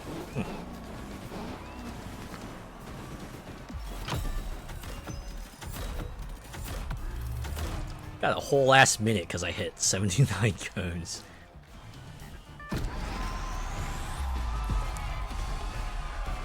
I mean, it's like a pretty fun mix-up for an event, at least, right? something that, like, say, Forza Motorsport was sorely missing. Some sort of event that, like, you know, isn't just, hey, beat a bunch of other cars in a race. I wonder if I would have gotten, like, a larger bucks bonus if I had hit fewer cones. To be frank, that Raptor is a big land boat. Yeah, you saw how I was handling that thing. That one turn kept on giving me trouble. I can't wait to see how the Donut Crews use all the incredible sequences they shot with you. I can't wait either, I think.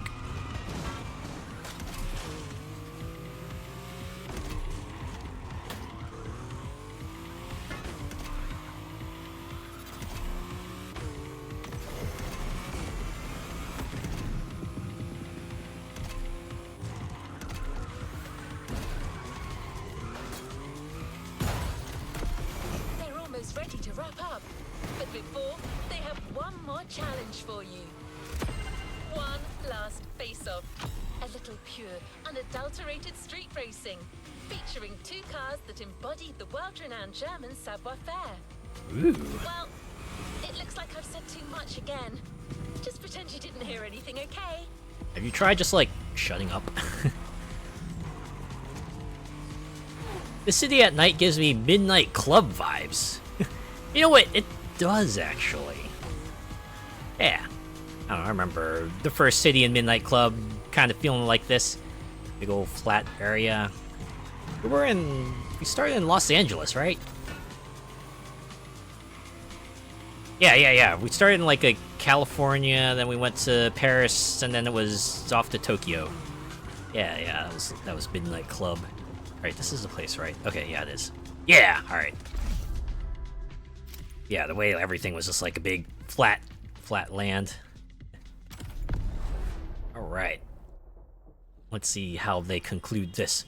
Audi or BMW? Ooh. You can't say enough good things about German engineering. I've tried. In this final face-off, 2 powerhouses battle it out in the streets of Honolulu. Audi R8 Spider head. I'm guessing an actual lay was out of their budget. Who could ask for anything more? Let's find out once and for all. Who rules the streets? It's me. I'm gonna rule the streets, clearly. I know, James, I drive a German car for my daily driver. Oh, yeah? Oh, man. This Audi Spider looks rad, but BMW.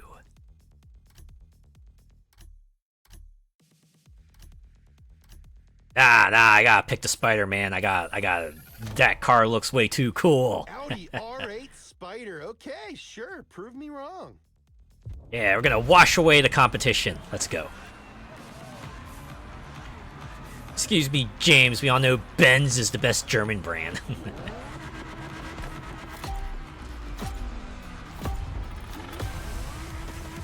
Seriously, you give this car like a neon paint job, and it would probably look like something like straight out the 80s, man.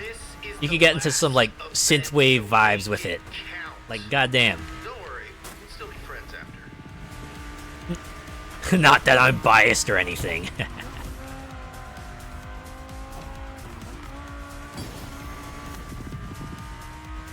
Incidentally, I am still playing Forza Horizon 5, and I did notice that next month's Steam seems to be Retrowave. At least that's like one of the words they put on there, so That's a scientific fact. that's gonna be interesting. They even said they were gonna debut a new radio station, which is like Totally not weird way. 2 years out, Nice hands. or maybe even 3 now. A whole ass radio station. It's kind of wild, man. Watch out, this first ramp is a bit of a doozy. I already went off a ramp though. How come that car got more air and was faster out of it than I was? How dare you? A before B. That's a scientific fact. No, that's an alphabetical fact. Yeah, I was super stoked hearing they're bringing in the Retrowave station. I was like, OMG, they listened to me. I wanted Synthwave station for years. It just feels right.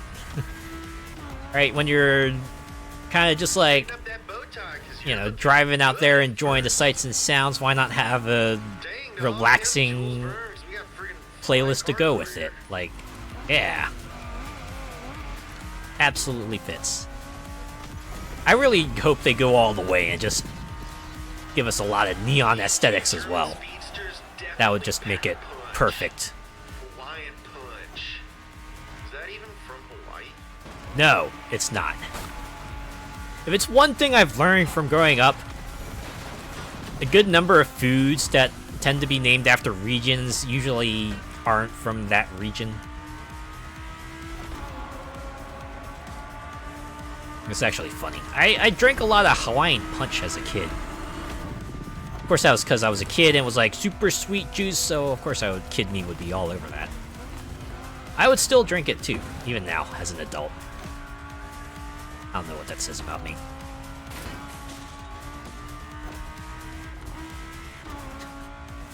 You driving in a Countach or something, you gotta have some synthwave, yeah. I so hope they add Scandroid or Dance with the Dead to the radio. One can only hope. At the very least, give us a fair mix of tracks. I wonder if that'll give them some incentive to add, like, new music tracks as rewards. Because I remember the mixtape station they had, like, a good number of songs were locked, and you actually had to do some of the playlist tasks to unlock some of the songs for the radio, for that station. You're driving to get us the final answer. There can only be one. And I will be the Highlander. Yeah, I was gonna say, they did that with the mixtape. Yeah. The finish line is coming. Don't mess up. I remember specifically because they were all like the title screen tunes too, right? The kinds of things you would most remember from that series. So you even had like more incentive to do those playlist events to get the songs for the station. I guess to their credit, they did offer up the songs in like future seasons, so it's not like if you missed out on them, you missed out on them forever. You just had to wait until the next time they offered them up, which might not have been for a while, right?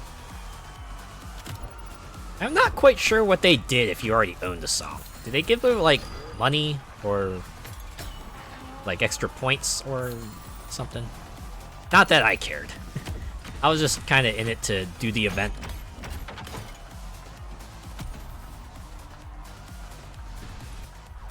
Alright. That's the last of it, so... You've yet to claim your reward, driver. I just came out of the event, Kara! But none of this could have been that incredible without your outstanding contribution. That's my mad driving skills. Car is waiting for you at the container. Yeah, let me at it. We got the whole donut team to pick it out just for you. Wanna know what it is? Alright then. James picked it out for me? Wow. Twist. Time for you to collect. Alright, give me my car. Give me my donut edition car.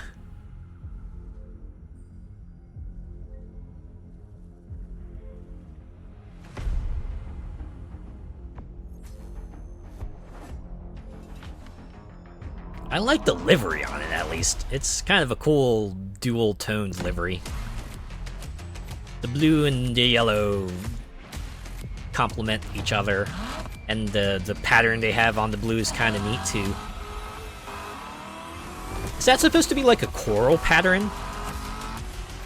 That would probably fit, right? Because, you know, seeing that we're on an island and everything.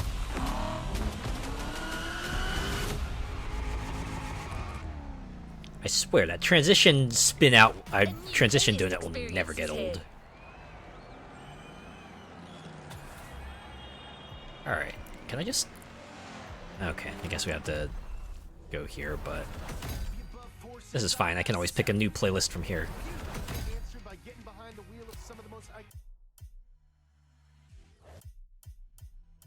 Alright, Where's the all playlists? There we go.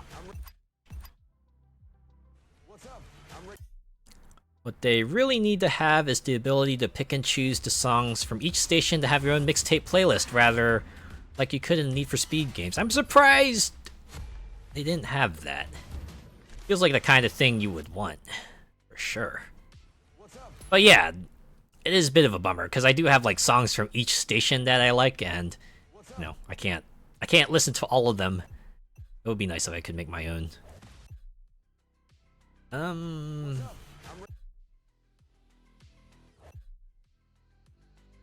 Yeah, screw it. We can just go from left to right. We'll check out some Hollywood action. The movie is being shot in Hawaii. Play as the lead stunt driver, experience movie magic on set, and take part in the making of a good old film. Host, movie director Rick Martinez, and car consultant Kaya Kana. A new playlist means new adventures, driver. This ought to be interesting. Same, stations get old fast because of a few songs each have.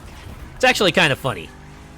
I do remember going into the event lab, and when they let you choose which track you want to have playing over it, Much more than just vehicles. I remember being a little shocked And around the world, that no cars evoke more emotion and generate more fantasy most of than the stations cars. maybe had like 15 songs on them. I was like, man. It's a pretty abbreviated playlist, all things considered. It's a little bit wild. A little bit wild, I'll say.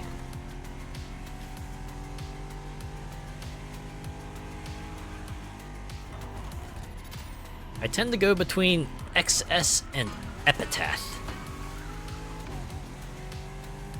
Epitaph. I think that's how you pronounce it.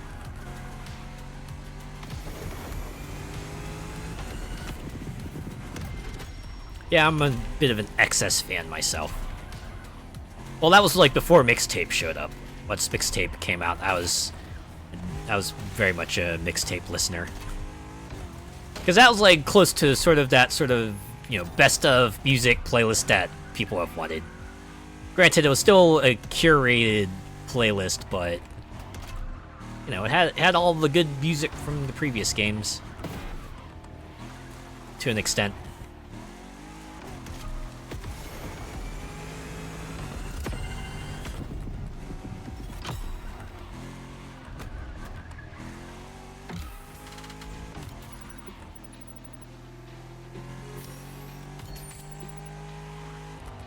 Forza Horizon 3 title song is just Chef's Kiss, the one with the piano.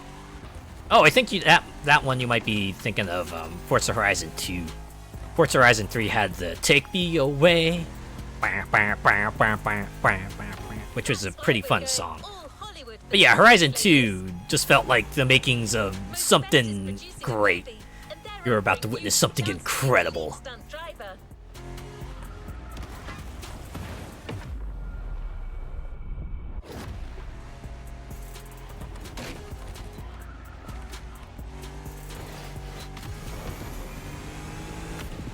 Yeah, Forza Horizon 2 was just like ba ba ba ba ba ba. No, I'm not doing a very good job of singing the song, but yeah, I know what you're talking about.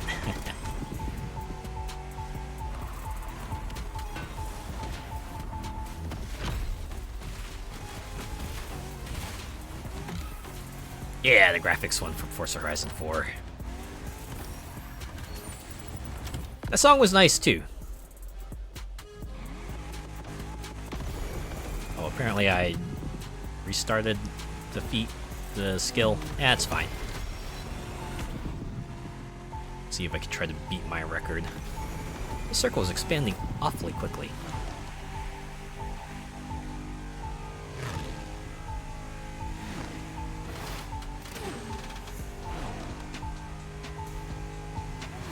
Really got you pumped when you were thrown into that initial drive.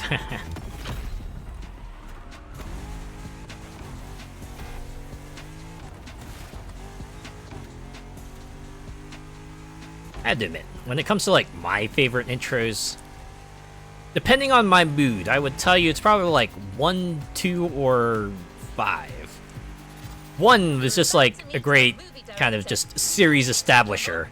Just let you know, nah, this Horizon here, this is nothing like motorsport. We're just freewheeling and dealing.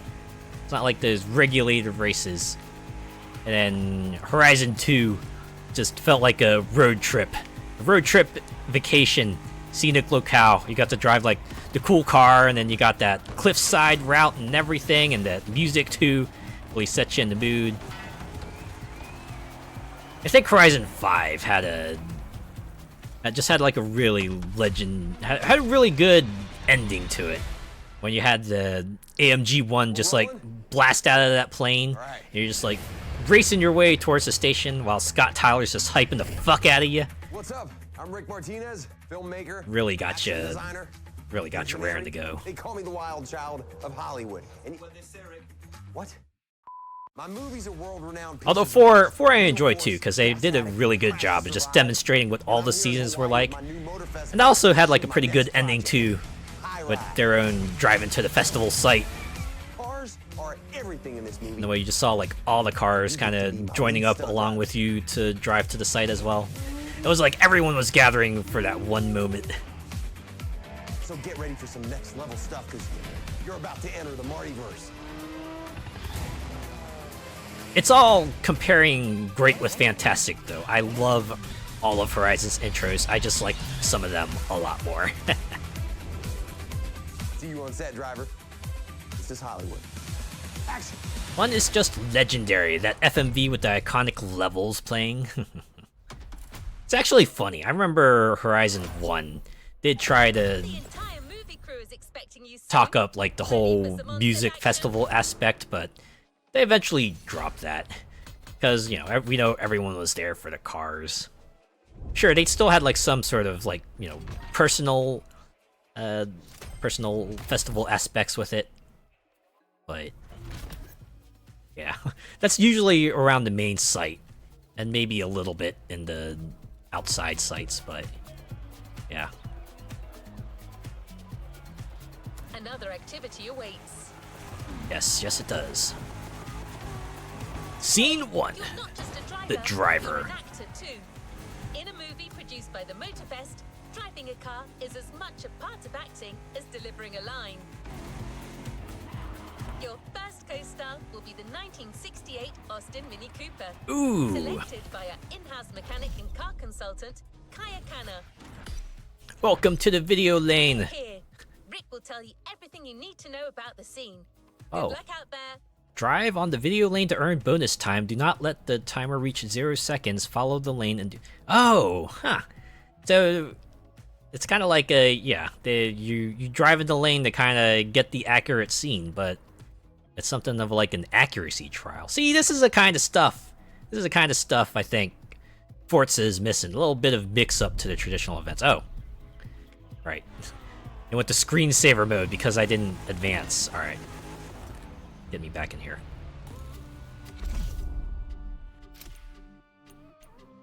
Scene 1, the driver. Alright.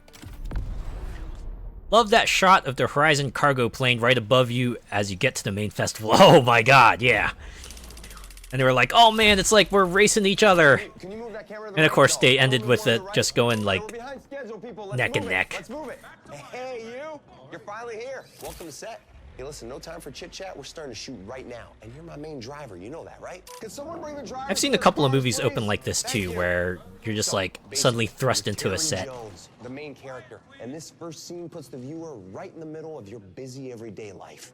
I want you to get in your car. I'm going to give you directions as we go. I forget, is Terry like a driver? That better be true, my friend. Listen, the festival unisex name? On her way. She's going to catch up with us. The craft does not wait. Come on, everyone! We're doing this! This is High Ride, Scene 1, action! I hope my VOD doesn't go RIP because of that little snippet there. Yeah, Scotty's like, anytime now, the Horizon superstar will appear. And then they're also like, oh man, yeah, I've seen them before and they know how to make an entrance. That's when you just like burst onto the runway. So let's get one thing straight. Sure, your job here may be driving, but you still need to get into character. I want you to feel the scene, you hear? champ? Yeah, this is like a combination time trial and driving line test. Oh god, the time still runs down even when you rewind. Oh man. Remember, your name's Terry Jones. You're a small-time Really don't have room to fuck around. Oh god. bunch of goons on your tail. Get yourself out of this mess and drive like you mean it. This is really happening to you. Probably would have been more threatening if that muscle car kept on chasing after me instead of just like stopping at the light pole. It probably didn't mean for me to see that though. That lane on the road is called the video lane. That's where we need you to drive to get the best shots. Every time you see one of those, you follow it. Don't think twice.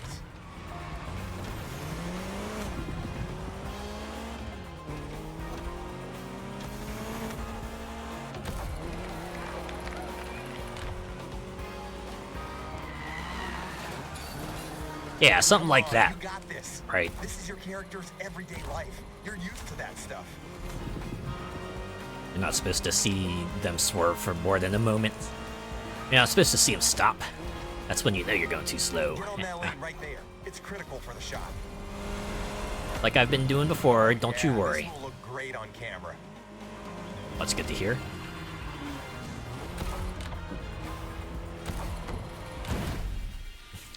Why can't I get time for being in the air? I feel like that should have been a thing. Sorry I'm late. How's it going? Hey there, welcome to my set. Terry, this is our car consultant and mechanic, Miss Akana. Yeah, call me Kai, man. Hi, driver. How have you been since our little vintage garage experience? You did that playlist, right? Oh, I did not do the vintage playlist because I didn't unlock it.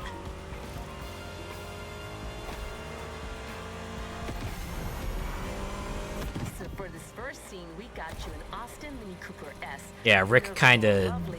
This car's filled me in such on the a fun details. Fun ride before the high ride. Huh. Wait, what was that supposed to mean? High ride? I mean, I'm not doing the Donut Media playlist anymore, so... I don't know, man. Oh yeah, right through the billboard.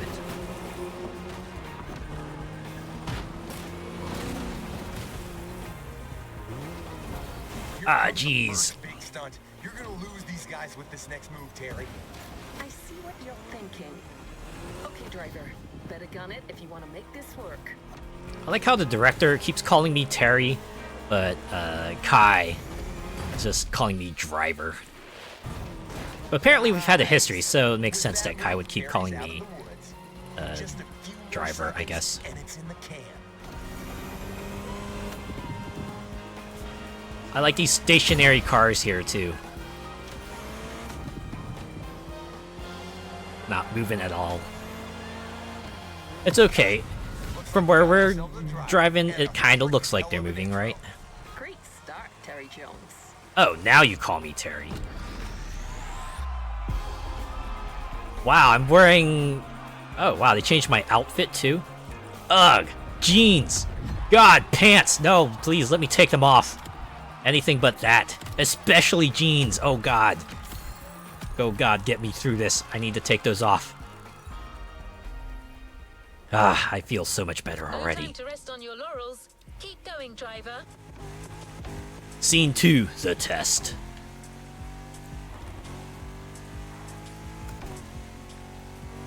Nice work. So how does it feel to be the leading driver for a production like this? I'm I whelmed, hope to you're be getting honest. into character, 'cause we have a whole movie to make. Yeah, just to be a stunt driver. Yeah! Alright. Jeans are overrated. I don't find them comfy at all. Same! God, they're so stiff and rough and coarse feeling, and ugh. I feel like I can barely move in them, which I know is being a little hyperbolic, but God! Give me a more flexible pair of pants any day. If I am to wear pants, at least give me something I can move around in. Like, damn. I mean, I know jeans have their use if you're an outdoorsy type of person. They're probably pretty good, but I don't do outdoorsy stuff all that much, so I'm probably good in that regard. A 1970 Dutch Challenger. Is this going to be the entire playlist? We're just going to slowly work our way through the years with these cars. I wonder if they'll include a DeLorean. It'd be pretty funny if they did.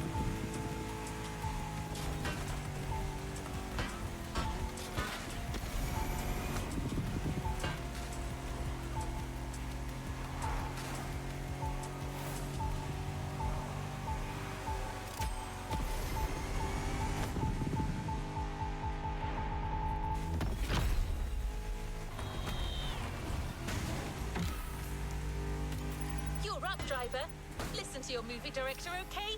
Now, go break a leg. Wait, no, I don't want to do that. I need to drive. I need my legs to drive, man.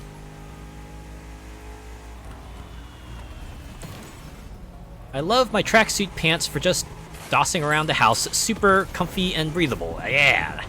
That's what I'm talking about. Good old pair of pajama pants.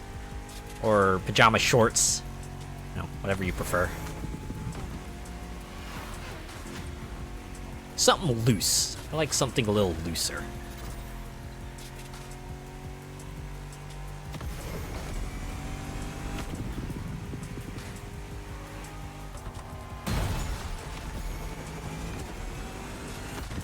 I wonder what sort of outfit they'll have me wearing for this scene. I wonder if it'll be like the same leather jacket and jeans, or... Oh, I see. We're gonna do like not Dukes of Hazzard. Alright. Oh, and it's a regular race. All right, buddy. You've made quite the impression on these first shots, but we're gonna need to confirm it wasn't just a fluke. With this second scene, the plot is thickening. You got scouted by the local kingpin.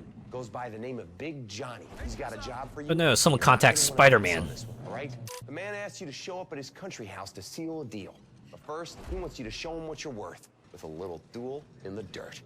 What? We're gonna do mud wrestling? Oh, hold up. Today. We gotta feel this, you know what I mean? All right, we're going back, everyone. Driver, you get back into Terry's shoes and you make my day. Oh, now you call me driver. Wheels for the job. I ride. Scene 2. I'll be honest with you, just either call me driver or Terry. Pick one or the other. They're confusing me by using both. Should be in your contract. Will not wear jeans of any type, loose pants or skirts. There we go. As long as I get the option, right?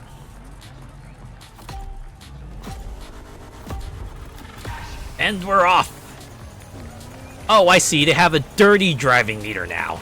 Look at that. I can build it up. Things get real for Terry. You're facing Big Johnny's #1 guy, Mikey the Maniac. Wow. Fearsome. Really, Mikey the Maniac was like the best name they could go with. The big boss is putting you to the test, and you don't want to miss out on this opportunity. You gotta beat that guy. This is exciting. I know, this is brilliant. Kai, you don't sound very excited. So I'm guessing there must be like another playlist that introduces the dirty driving meter. Where you're encouraged to rough it up to increase your payout. Oop.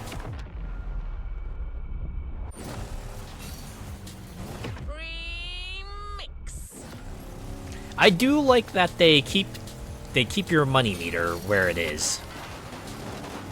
The guy in the black car knows how to drive, and I told him to go all out. I want this to feel real, so go for it. You've got your own directing style, don't you? Long shots, real feel, real pain. That's how Oscars are won. Okay, Leo. Oh, so I see. You're a bit of a method actor fan. Alright, Rick.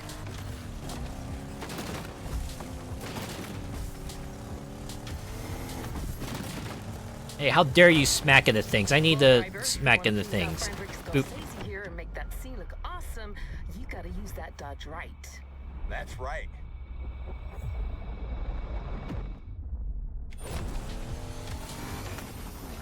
Like how the red section is. It's like, are you sure you want to go back this far? We're gonna reset you. We're gonna reset you if you don't.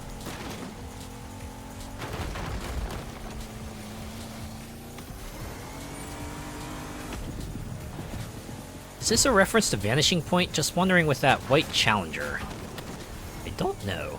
This is a Dodge Challenger RT first generation from 1970. This car is a monster among oldies and it ain't afraid of anything. The RT actually stands for road and track, so don't worry, it won't let you down. I do dig the nerdy car stuff, but what matters is it's badass. That's why I picked it. You mean why I picked it? Whatever. No, not whatever. If you didn't pick it, then you shouldn't be saying you picked it, man. That's just how it be.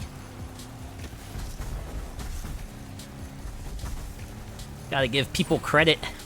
I have a feeling this Rick guy isn't the upstanding fella he might seem to be. Your car may be versatile, but you still have to adapt your driving on dirt roads if you don't want to end up in a ditch. The ditch is not an option. Noted. It's a classic is what it is.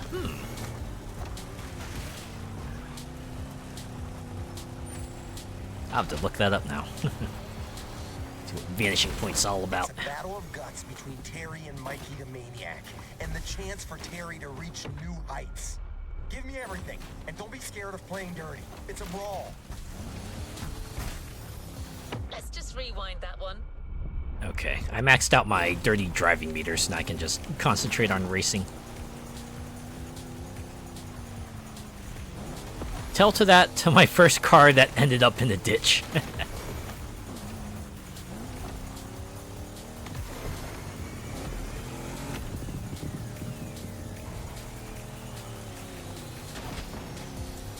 I do like how they left a lot of debris on the track, so you can still theoretically reach the maximum amount of dirty driving. You see these massive cameras even if you're a better driver than I am. Extra wide angle. On a Rick Martinez set, you go big or you go home. Oh, I assumed those giant cameras were just balloons, but I didn't realize they were like actually cameras. Or is he just like goofing around with me?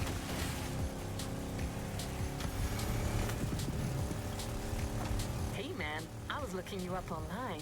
It says your actual name is Clarence Baker. Want to catch us up on this, Clarence? This is not... I mean, don't believe everything you read on the internet. Jeez. Feels like someone who's trying to deflect. You know, no is also a complete sentence. Chattanooga? Really? Oh, come on! I wonder who's voicing Rick Martinez.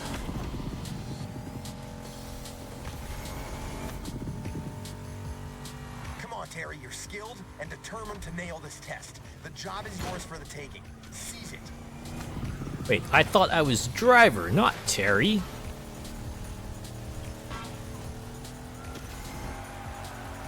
And cut. That was fun. That's what I call a wonder. Mikey the Maniac is gonna be so pissed. Oh man, I'm still wearing that buddy cop show outfit.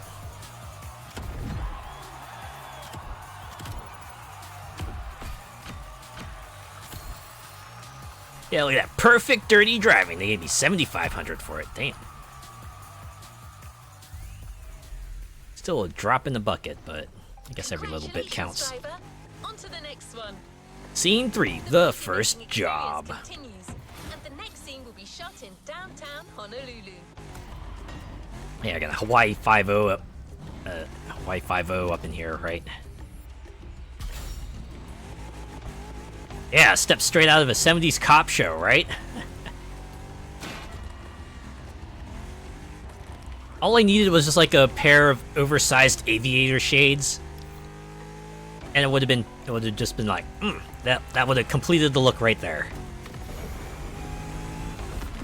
Oh, here's another art piece I can just. Oh wait, no, wait, yeah. The big starburst means I have yet to collect it.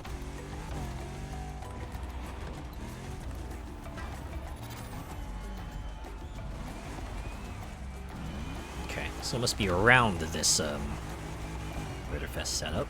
Ah, yeah, there it is, the 9/11 statue.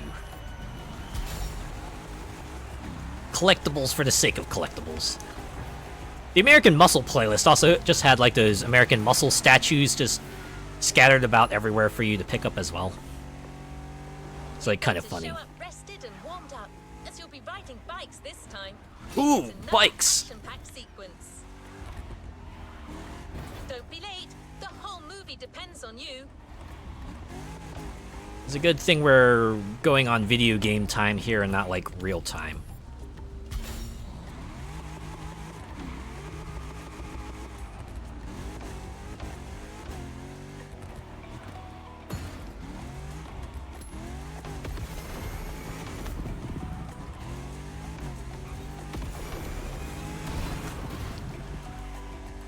It's like one of the acceptable breaks from reality that I can enjoy. Even when a situation seems urgent, the game will give you infinite time to move on to the next story beat. Of course, plot-wise, it absolutely makes no sense, but from a gameplay standpoint, you can at least appreciate it for letting you kind of, you know, prep for it.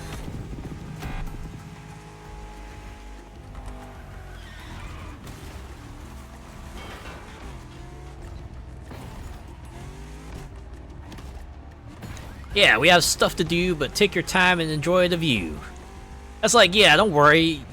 The world may be about to end, but we'll give you all the time you need to, you know, finish the side quests, get your equipment in order, make sure everyone's properly kitted out and leveled up.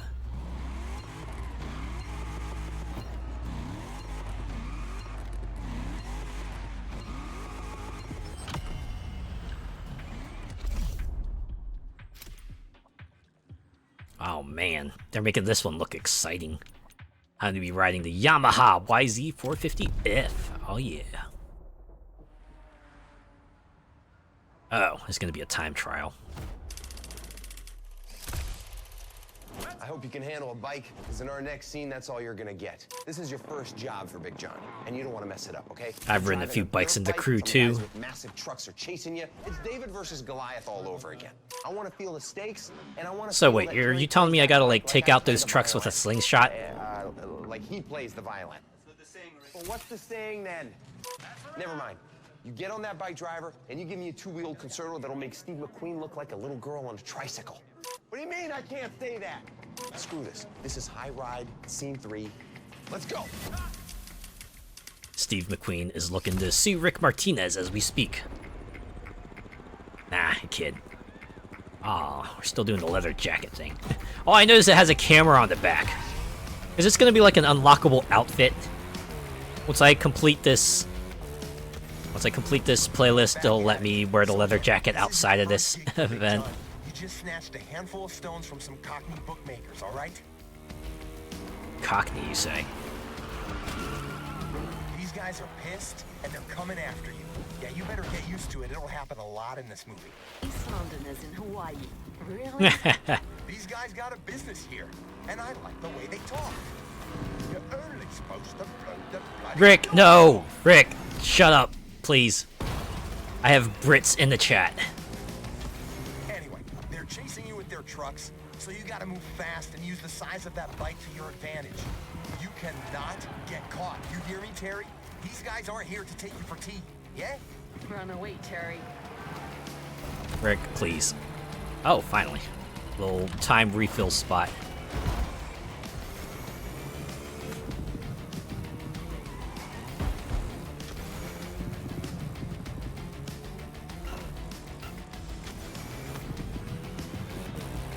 I need to distribute those legend points I got. I've been trying to put them on to boost refill. Oh no, not the Hummer. I'm gonna take a detour. This escape is to use two different bikes. An agile one to lose the Brits in the narrow streets, then a fast one to get out of reach for good. Oh, I see. So you want to demonstrate both types of bikes. We're gonna be driving a dirt bike, and then we're gonna be switching to like a speed bike. Then take flight. We'll be switching bikes in midair, are we? What was that trick? So you got a sort of a Japanese motocross and a damn. Okay, Ratchet, you're up. Yeah, Ratchet? But you're struggling here. So, driver, you start with good old Yamaha YZ450F, which will get you through anything. Before switching to something more powerful. I'll tell you more about that one when you get there. I'm assuming we'll be switching vehicles in like 12% of the race.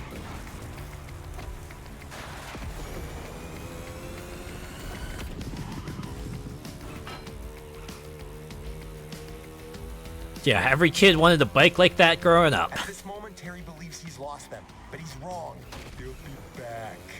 Oh, God. Please don't do a Schwarzenegger impression again, I beg you. You're doing all right. Now remember, you gotta hold on until you get to that second bike, which will get you out of the city. There we go, transition time. There it is, speed bike. There you go. Now ditch these halfwits for good.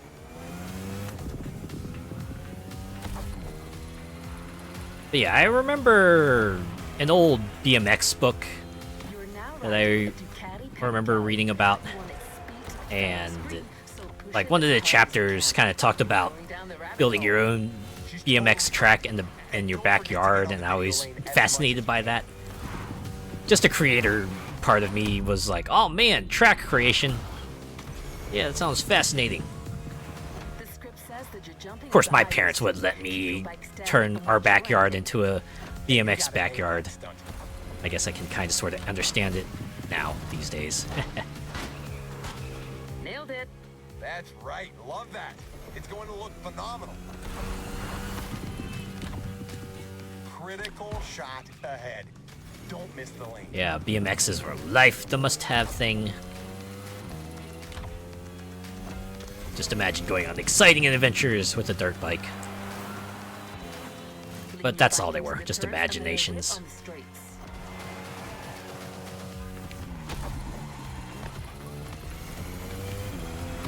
Oh yeah, right into the billboard. Boom. Dramatic shot. Back on the highway. At this point, Terry knows he's won. Big Joe's going to be very happy. If I was Terry, I'd just take off with the bike and the loot. Things are a little more complex than that, sweetie. Rick!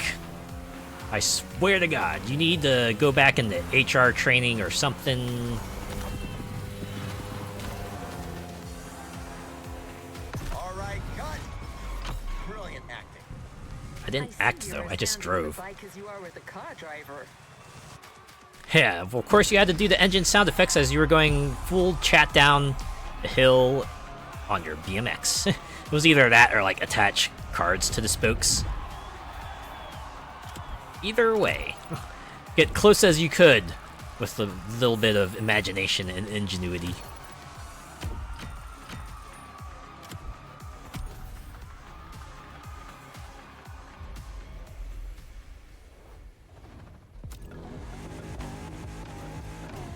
Ready for your next scene? This one is going to be more on the chill side. The ascent, you say? You'll have to drive and give your audience a nice Hawaiian vibe. So we're really going like Hawaii 5-0 now, aren't we?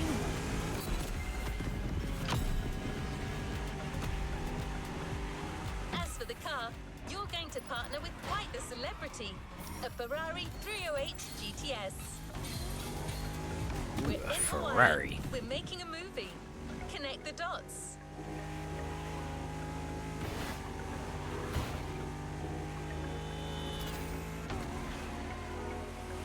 Soon after mountain bikes were the thing, was a battle with friends to see who had the most gears.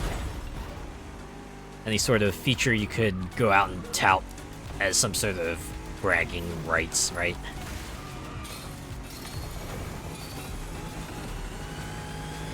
You're here. Rick and the roads of Hawaii are waiting for you. Well, that's good to know.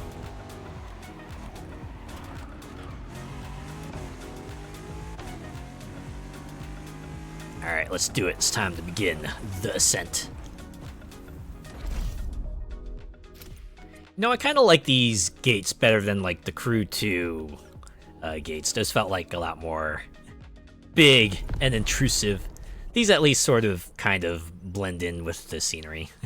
I can only imagine what this place might look like after a couple of post-launch updates. And they probably add like more playlists and everything. Hey, my driver's back. How's it going? Just gonna see a lot of like start points Great job everywhere. so far. Don't get cocky. The secret to being a long-lasting celebrity like myself is diligence, modesty, and dedication. Not taking your current Modesty, success for you granted. say. That's the key, friend. Now get in that beautiful sports car. A gifted mechanic has prepared for you.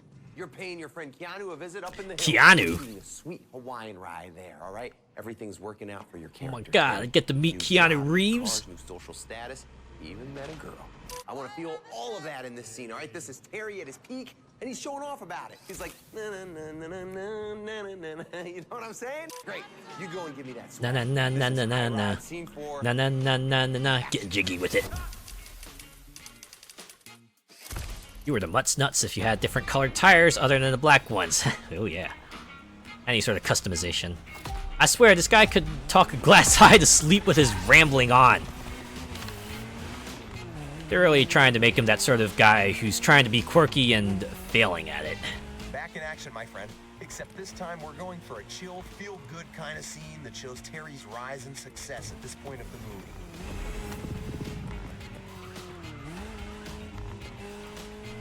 So this is one that's like a guess the directions kind of game. Your friend Keanu's house. It's like based on what you see in the scene. Remember, you got this. I have not done the vintage playlist. You kind of just thrust this one on me. If you didn't want me to do this playlist first, you should have locked it until I finished the vintage playlist. What the heck? Clouds. He's got that new job, first gigs went great, and he feels like the coolest son of a gun on this island. It's very much just to drive down the road until you see something resembling what you see in the film reel, and then make the direction change. Yeah, like here, they want us to turn right, so I will. Big Johnny got you that amazing new car, and money won't be an issue anymore. A Ferrari 308 GTS. Big Joe's clearly not messing with you. Thankfully, there's like enough context clues in the picture to let you know where you need to be turning, so that's kind of cool. Yeah, that's it. It's one of them Ferraris. Couldn't recall. Ah, going for the Magnum PI vibe with that Ferrari, plus that was filmed in Hawaii. I'm all about the art. I was trying to remember what other series were like taking place in Hawaii. Forgot Magnum PI was one of them. For some reason, all I always remember is just like Hawaii 5-0, but I guess that one's obvious because, you know, All right, Terry, now keep Hawaii. What the? You call this a cappuccino? I can't believe this. And just like that, he's gone. Oh my god. Looks like coffee takes priority over his passion for the seventh art. So he's one of those people. Guy who just like flips out if they get his coffee order even slightly wrong. The man is loud. Used to watch reruns of 5-0. I remember watching the new series that was on CBS for a bit, because that was when I was still living at my parents' place. And they seemed to really take a liking to that series. About that Ferrari 308 GTS. It was one of my first choices when they asked me to pick cars for this movie. Among Ferraris, this one and the Daytona are my personal favorite. Same designer, different purposes. Yeah, this fella at the top of his game, smacking into things. Alright. I see they want me to turn right here.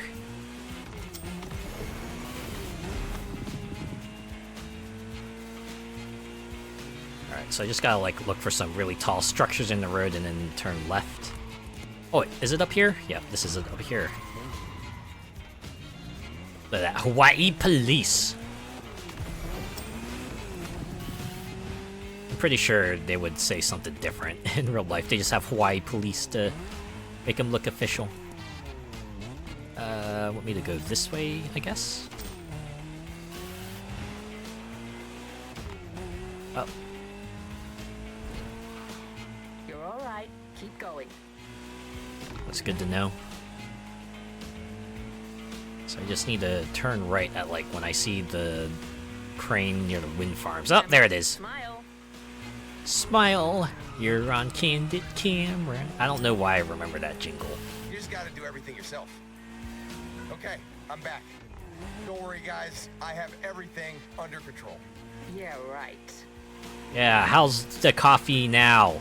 I'm sure it's all the way to your liking.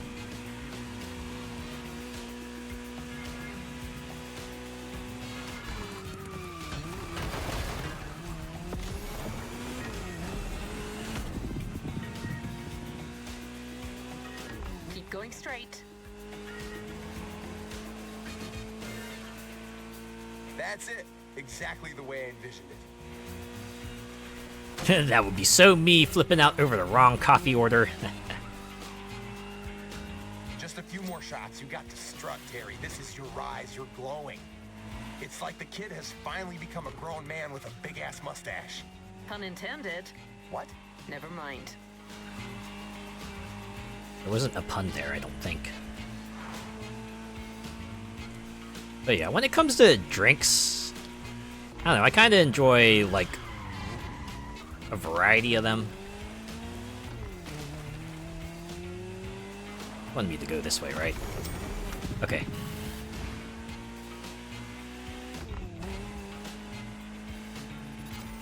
Like, there's a coffee shop that I go to every now and then. I do have, like, certain orders that I'll go back to, but if they have, like, a special seasonal drink or something, I'd probably be willing to give it a try, right? Because, hey, it's only there for a limited time. Might as well give it a go while I can. Well, I'm guessing those 4 arrows there means this is the end. And cut. What? That's my line.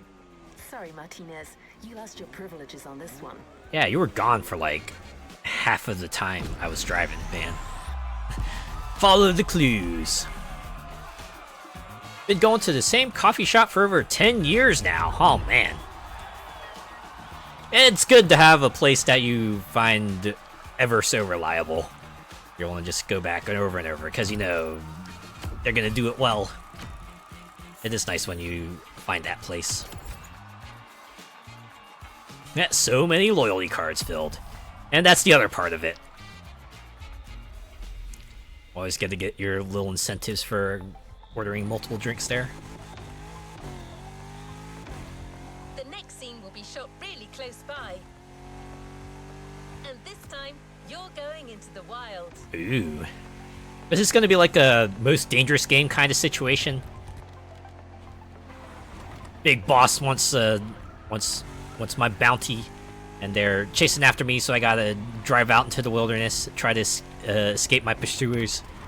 Is that what we're gonna do?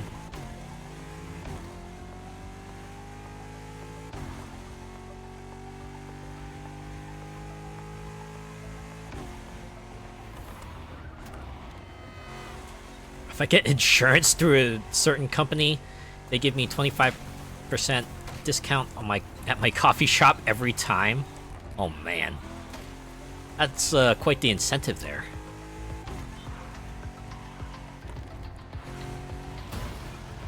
And I've been with companies that do something like that too.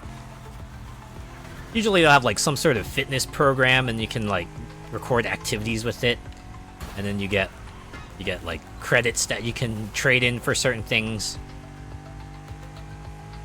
I remember before I got laid off from that job, I was able to get a fitness tracker with all like the fitness stuff I was doing with them. And that lasted me like a good few years.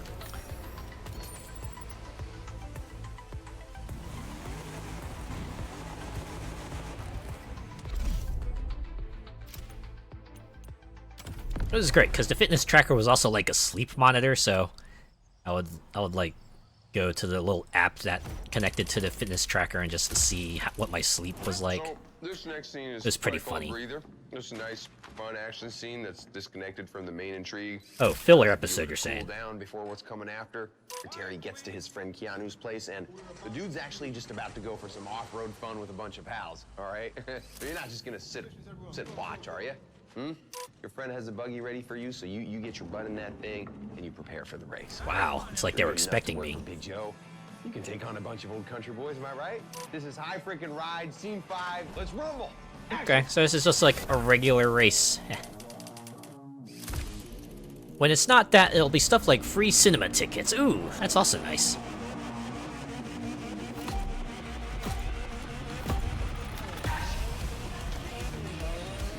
Yeah, I think my program also offered like gift cards to coffee shops and regular Amazon gift cards as well. That's the whole point of this scene. We're taking a short break from the main plot to enjoy a good old low-stakes action moment. It's like that volleyball scene in Top Gun. Well, I remember that one. They had a volleyball scene in like the Top Gun, new Top Gun film too, right? Or was that flag football? I can't remember. As well as Terry's driving skills, so beat these guys and make me proud. Yeah, but watch it. That path is gonna be quite the roller coaster, with some serious downhill sections and jumps. Oh yeah, I also noticed they brought back the dirty driving meter. Race for the jump. Looks like I'm gonna have to jump! Oh, yeah, that's it. Ooh, we even got the mid-air explosions too. Unbelievable. You're a terminal crazy. That scene's gonna be another killer. Keep your cool, director. The scene ain't over. Right. The mechanic has a point. Driver, stay in character. She has a name! I'd be next to useless at volleyball. Yeah, I would too. That vehicle's a beast. Any technical word from our sassy car expert? Any sort of sport that demands like a degree of physical accuracy from me is not my thing. Absolutely not my thing. Like, damn. Yeah, don't ask me to play volleyball, tennis, baseball. I guess golf might be the exception because I have like infinite time to try to line up my shot. Anything where I'd have to try to quickly establish an accurate shot is like, nope. Don't expect me to be reliable at it, that's for sure. Through the hotel, because these guys don't give a damn. Well, you know, it's certainly not making them sound like heroes now, is it? I thought you said this was just to be a romp through the countryside. Aren't we supposed to be the good guys? Or at least the protagonists?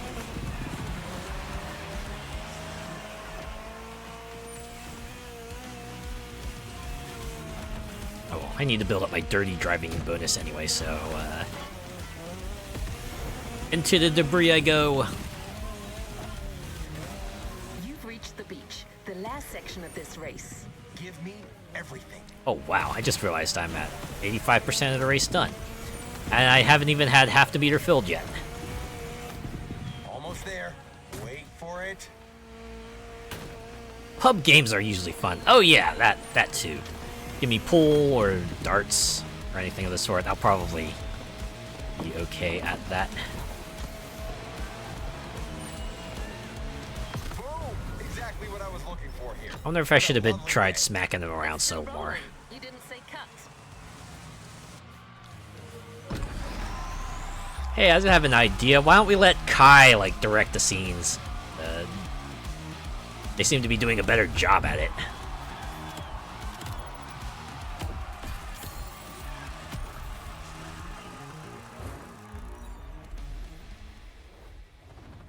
Good job, driver.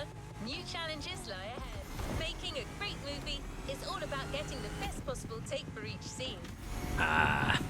The heist. Sometimes means trying different things. So I see we're about to reach a thrilling conclusion here. You'll be shooting a specific stunt, and you'll have 3 takes to get it right. Oh, is this going to be like a drag event? Be as bold and as creative as possible. Your director demands to be thrilled. Or is this going to be like a stunt run type Co-star event? here is a first-class legend, the 1967 Shelby GT500.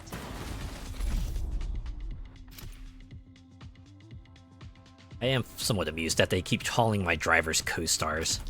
I guess it makes sense in a sense because you'll be seeing a lot of the car in the scene. Is it me, or does it feel patronizing how they say driver? Well, it's better than them calling me Terry. My name's not Terry. It should be on the fake road. At the very least, driver is just like a generic moniker. This one is one of the key scenes, my friend. We're going for one of the Ooh, Eleanor. We built a whole set just for this. We got to make it look good. And there's more. Come here. You see the production, people are kind of all over me. Something about blowing budgets and, you know, missing deadlines, that kind of crap. Yes, important things. I'm an overachiever. They should know that by now. We're gonna need to nail this scene in 3 takes tops. Yes, this fella, the overachiever, the one who left his chair to go correct someone on a coffee order. Yes. Are you kidding me? I can't believe I said it's supposed. I can't believe it. What's supposed to what, man? Dude, STFU and let me do this. Well, I guess I can give them something. They have a different scene for each start, right?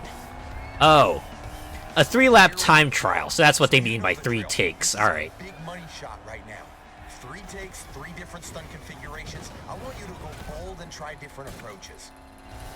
Oh, and they're gonna switch it up to different obstacles on the track. Best possible car again for the scene. Am I right? That's correct. We got you a 67 Shelby GT500, also named Shelby Cobra. A 2-door coupe based on the Ford Mustang Fastback. Coupe? With that Wait, car, is that Terry how will be you're gone in supposed to less say than that? a minute. Coupe? I've been saying coupe. All right, let's focus. Here comes the money shot. Yeah, money shot. Through the parking lot.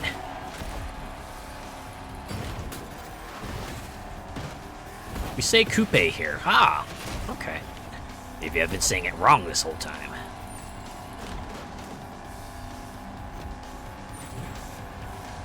Catch your breath. You're gonna lap around while we rearrange the props.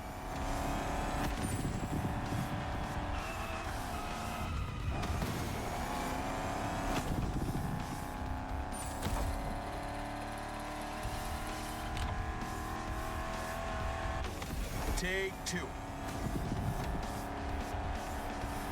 Alright, let's see how things have switched up.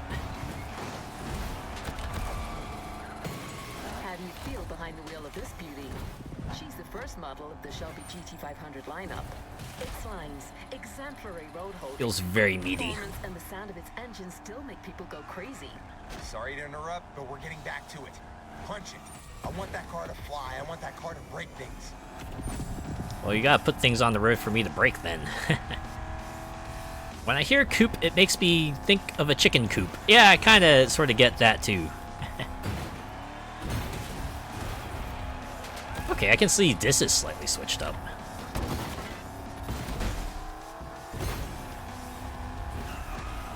Aw, geez, there's the video lane. Sure, the higher difficulties will really cut down the amount of extra time I have. So I really need to be driving on them and be doing perfect driving lines in order to have enough time to reach the finish line.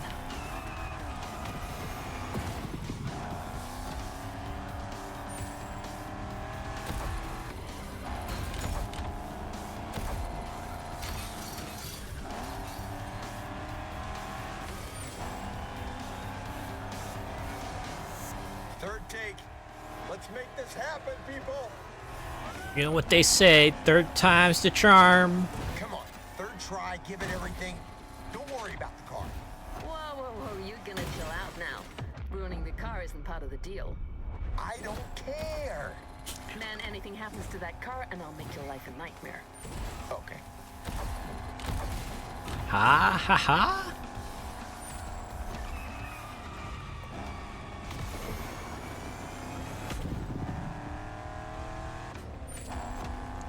I mean, since you're already going over budget and over time, you probably don't want to piss off your suppliers any more than you'll have to, right?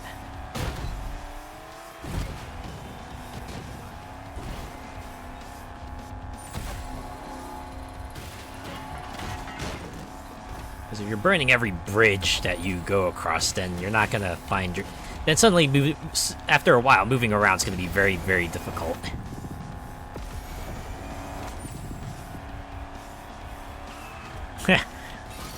OMG, the sacrilege. I don't care about the car. Nick, let me have a word with you behind the soundstage in private. Yeah, I gotta let him know. Hey! Some people still want to see this car in the museum, you know? Cut! That's a successful heist.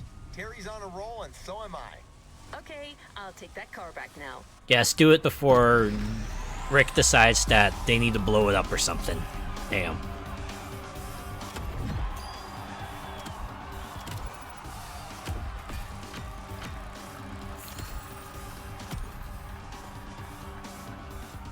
As Indiana Jones said, it belongs in a museum!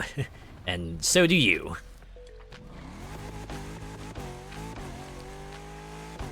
Oh man, got 6 miles to the next event. The love heist. Oh my god. Isn't it a bit late to be adding like a romantic subplot? There's no good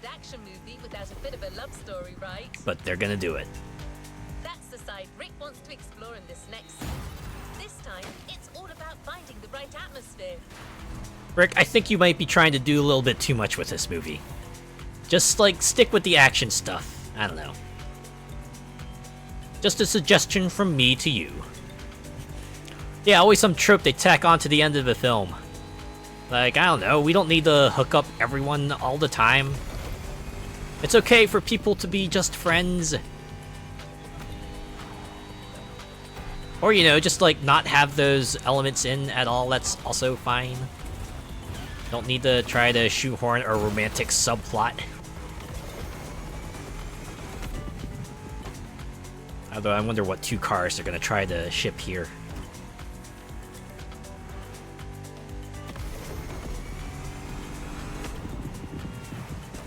You're cooling down for a moment and going for a smooth evening ride.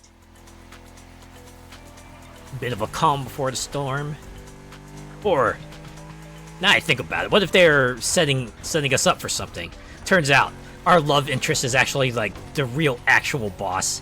And then the final event of this playlist is going to be us, like, a one-on-one showdown with our supposed lover.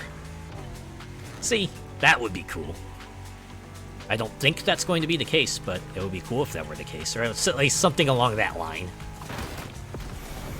Don't just make it a love story.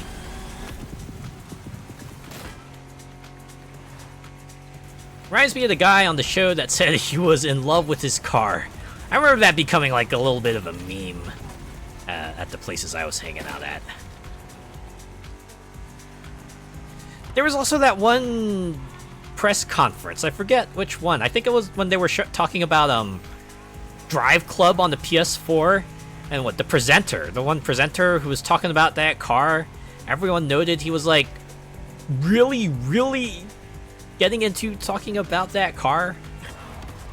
It's like to the point where like the people I was like watching, commentating over that thing, one of them just straight out said, "Guys, I think he wants to fuck that car." I was like, yeah.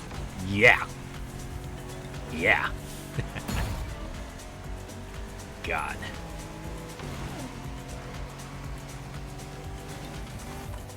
Finally here at the love story. Oh, of course one of the cars would be a Beetle. Yeah, the love bug, of course. Duh. Oh, another follow the clues.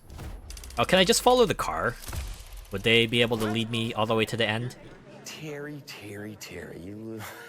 Ah, you're here. Fantastic. Listen, I told you earlier that Terry, aka you, met a girl, right? Her name's Jessie. And in this next part of the film, you two have a date. Listen to me. The scene we're about to shoot is all about capturing that light mood right before date night. Okay, you're driving towards the rendezvous point. You're feeling great and in control. It's... Really? Seriously? It's just a box, man. You're feeling confident. Tonight's your night. And oh, I almost forgot. Kind of an important thing. Jessie's Big Johnny's daughter. Plot twist. I know, right? Harry's a sucker for trouble. Get back into character, my friend. You're going for a love ride. High ride. Scene 7. Hey, what do the French say? Saturn. That awkward moment. It's like some people, you can see the signs of what they really want to do to things. They get so hyped up and into it.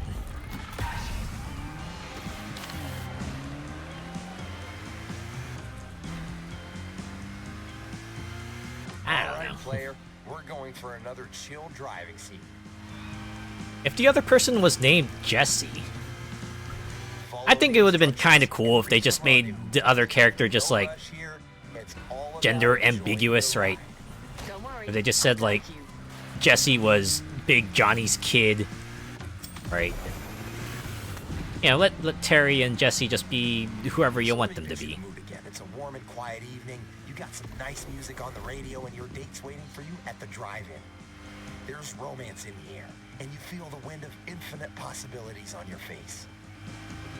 Also, what the heck? You're gonna show me like a Beetle in the preview, and then you're not. Oh wait, there they are. Oh, too far. Well, I'm glad they at least let me know. Ooh, wait, yeah, you kind of missed your spot there. Try again. Okay, I need to look for like a... I'm guessing that's a Joe Mama billboard on the left. Oh wait, I think I see it up ahead. Yeah, I'm not sure why I missed that before. And then they got the blue backgrounds and everything. There we go.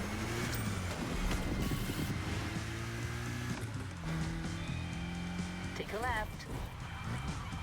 Why wasn't this a direction on the picture slide? Did you run out of film, perhaps? Oh yeah, a peaceful night drive. He accidentally driving into a parking lot. And inadvertently taking the right direction. So what? Terry feels confident he could get him to understand. He's his new top dog after all. Okay, I think I know where this is going. Is this gonna be like the We the King song, Check Yes Juliet? Scene 8 is just gonna be, run baby, run, don't ever look back. They'll tear you apart if you give them the chance. For this lovely evening, Terry decided to pull out the big guns with a car that says, I'm classy and I know my stuff. That's where this beauty comes in. A Porsche 550 Spider red interior from 1955. Pretty much the same as James Dean's. A true collector's piece. That Jessie's one lucky girl. Too bad her dad's a psycho. You have no idea. Alright, so I gotta find like a cherry blossom tree now. Oh wait, that's gotta be the last scene, right? I mean, that's just like a scenic shot. What's next? The trope of the whole airport goodbye? Yeah, it's just like driving into the back of a cargo plane.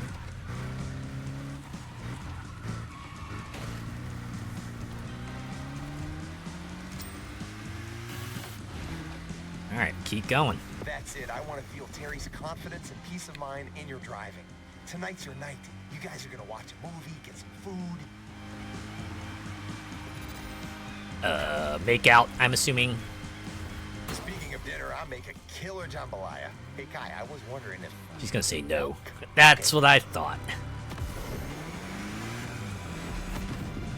Just don't even let him finish. Turn him down. To be honest, I wouldn't want to get dinner with Rick either. He does not seem like a fun person to speak with. Mainly because you probably wouldn't be speaking if you were gonna spend dinner with him. Feel the love tonight. I'm reminded of that one song from The Lion King. Can you feel the love tonight?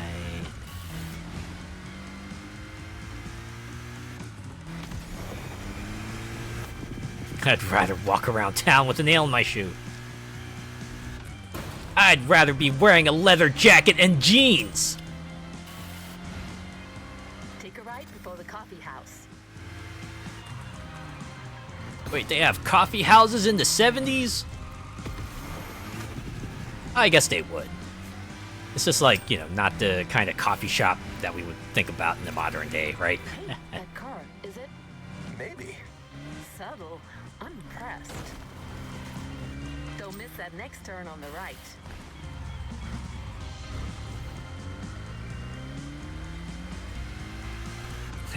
Yeah, one of those times when someone's rambling on, your mind drifts and wonders, like, just switch off, the lights are on, but nobody's home. You just start thinking about, oh man, what am I gonna have for dinner tonight? Or, did I remember to record my show? Or, like, oh, which VOD should I pick up? There you are, all set for a nice evening under the stars. Oh yeah, you can see it there.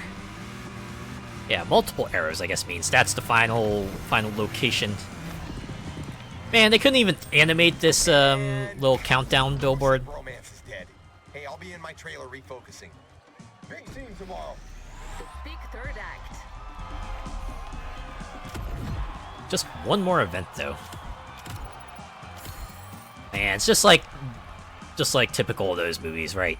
You get like a lot of time, so you really get the first and second acts planned out, but they have to rush to finish the film, so the third act does feel like it has corners cut as they try to rapidly approach a conclusion. Action scene. A scene that's meant to route the viewers to the spot. It'll require your whole skill set: cars, boats, planes. I haven't even driven a boat all that much yet.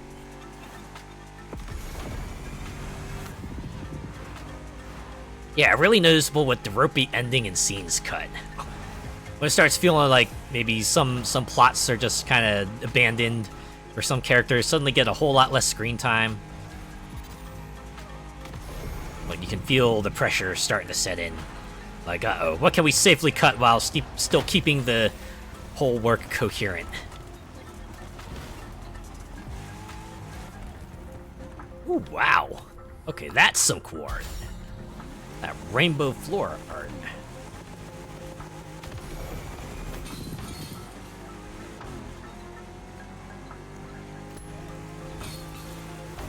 We're about 4 miles away.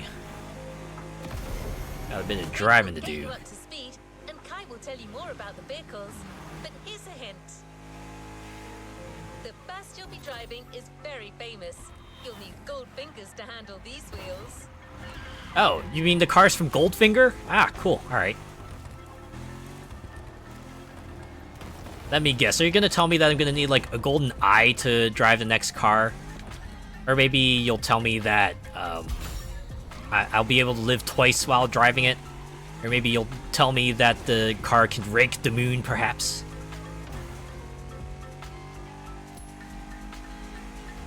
Hell, look at Honest John and Pinocchio. Halfway, he just disappears from the film.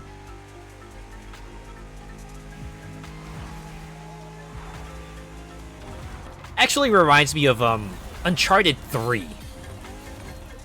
Right, they introduce this one character that apparently like everyone just knew for a long time, and then like about halfway through it, he had to leave. He just kind of drops out and never shows up again.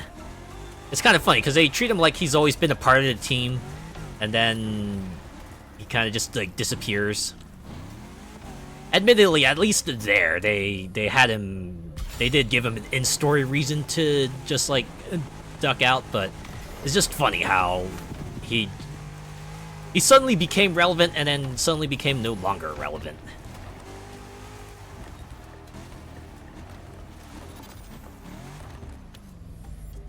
There we go. Got all the art here. So now we can just blast through this field and get back on the road. Ooh, there's a piece of art there too.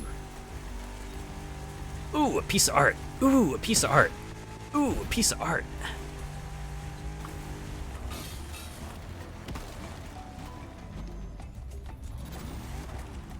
I can kind of somewhat dig these sort of Adventure Time style looking arts. It's very, very fun to look at.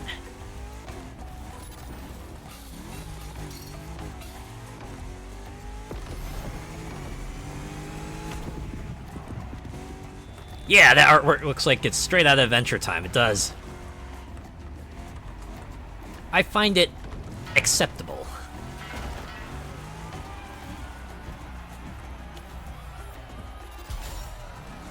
Or I should say, this art is in acceptable condition.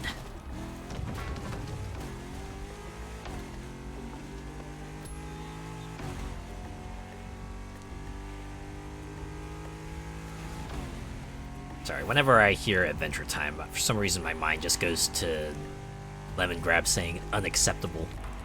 I think it's like the way his voice cracks when he says it. Just makes him sound like really whiny.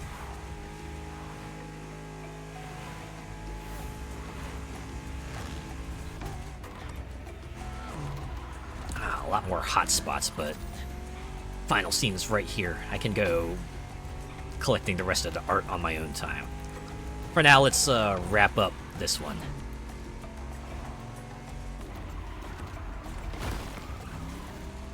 Man, it's too bad I already made a YouTube short related to the We the King song, because this would have been a good spot for it too, right? The Getaway! Alright. Ooh, and the car is going to be the Aston Martin DBS. What the plane and the boat will be, well, we'll see. Oh, this is a straight-up time trial. I wonder if they'll give us the video lanes for it. I hope they do. This doesn't make any sense. What did I... All right, that's it. You know what? I'm gonna make a few last-minute changes to the... Oh god, no. Anything but that. A boat and a plane. Hey, driver, I'll tell you what's what. You and Jesse got caught, and Big J won't have any of it. Long story short, he wants you in a box, and his whole gang is after you, but your friend Keanu thought this through and came up with a 3-vehicle escape plan. You're leaving this island with your girl and her dad's money. This is the high point. You gotta drive to survive. Everyone, this is High Ride Final Scene. Hopefully not literally. Way to steal the name of a classic PS game with the Getaway.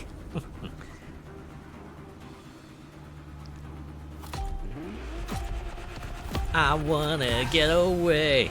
I want to get away. Yeah! This is it, my friend. We're shooting the final action sequence of the film.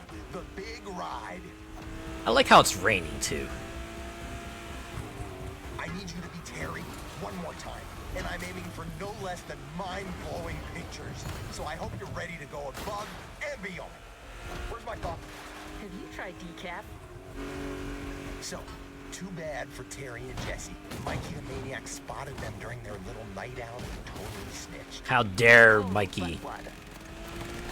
Yes. Oh, man. Look at those gun effects. All his goons are after you, and your only chance is to stick to Keanu's plan.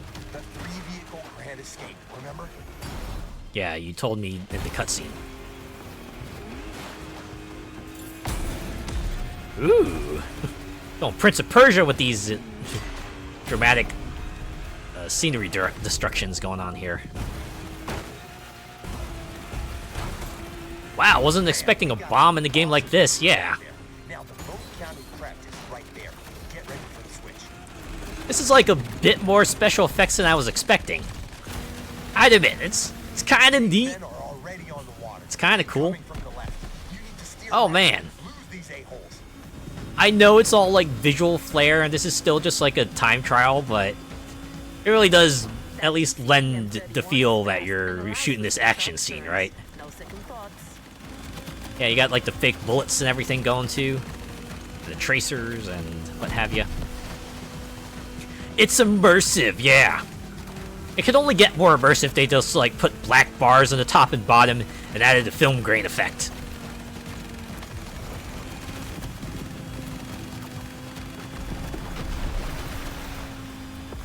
Yeah, and the way they kind of just like form up a racetrack too on the fly.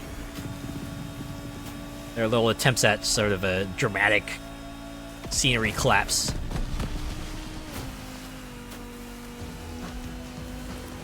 I don't know, I'm just reminded of, was it the Saints Row 3 DLC? Where you were also, like, shooting a movie, and anytime they would, like, go into movie mode, you would see the black bars come down, and the film grain, appear. Oh, snap. Plane mode, alright. I can do this.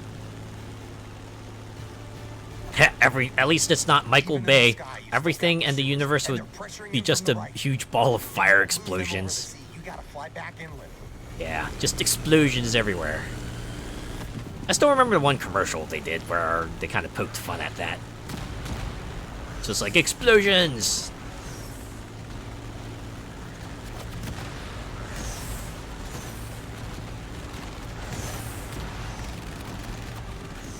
Man. Big Johnny's just really going all out. This guy's firing goddamn missiles at me. Final trial. I hope you like this last scene's vehicle lineup, driver. An Aston Martin, a DCB M31, and a Supermarine Spitfire. Spies ain't got nothing on you. Suddenly it's World War II with the dogfights. I got hidden cameras shooting this from all angles. This scene's gonna shake the whole of Planet Hollywood. Planet Hollywood? That's like a store, right? Or is that, a restaurant? Can't remember. Some reason I remember a story someone told me where they went to a Hard Rock cafe and they like ordered ice cream And then the serving they got was like this really tiny spoonful in a little bowl. And they were pretty unimpressed by it. It's windy. I don't know why I remember that, but I just do. Some turbulence is to be expected. Restaurant, okay. Yeah. Figure this much. I think I went to one like a really long time ago. This is where you lose them. From what I remember, it's like not much more than a fancy sports bar, if anything. Wow, they even did the canyon collapse. Look at the rock debris. Keep up with you. Terry and Jesse are cruising into the sunset, free from Big Joe's clutches. Oh yeah. I can already envision the sequel. Big J plotting his revenge from the shadows. You don't lose time, do you? A hook for a future playlist, perhaps. And that's a wrap. Rick freaking Martinez. I still got it. Well, you're not half bad, Martinez, I give you that. Wasn't it owned by like Arnie and Sly, etc.? I'm not familiar with that duo.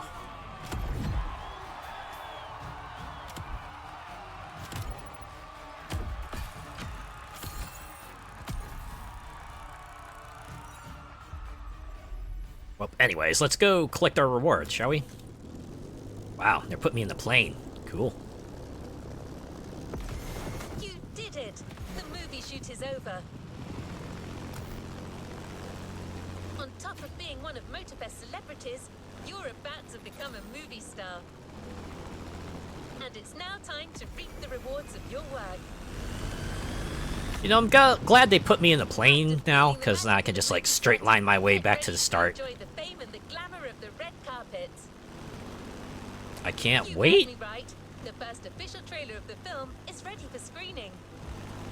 And do I get to drive up in a Unveiled tonight cool at the cool Waikiki car? Show. This will be a huge Motorfest event. The creme de la creme will be there. And as our main stunt Yeah, artist, me you'll be expected. and Rick thought that the traditional limo wasn't cool enough for you to make an entrance, so he asked Kai to get you something a little more extravagant. a monster truck, Turns perhaps? out she had just the right car. You'll see. So there's more than 8 scenes. There's also the premiere, which I'm guessing is going to be like the actual final event of this playlist. The Ivory Tower. Oh! Now that's how you make an entrance. Alright. Yep, according to Google, Arnie, Sly, Sylvester Stallone, and Bruce Willis starred in it. What Oh, are you doing here? okay. Filming's over, buddy.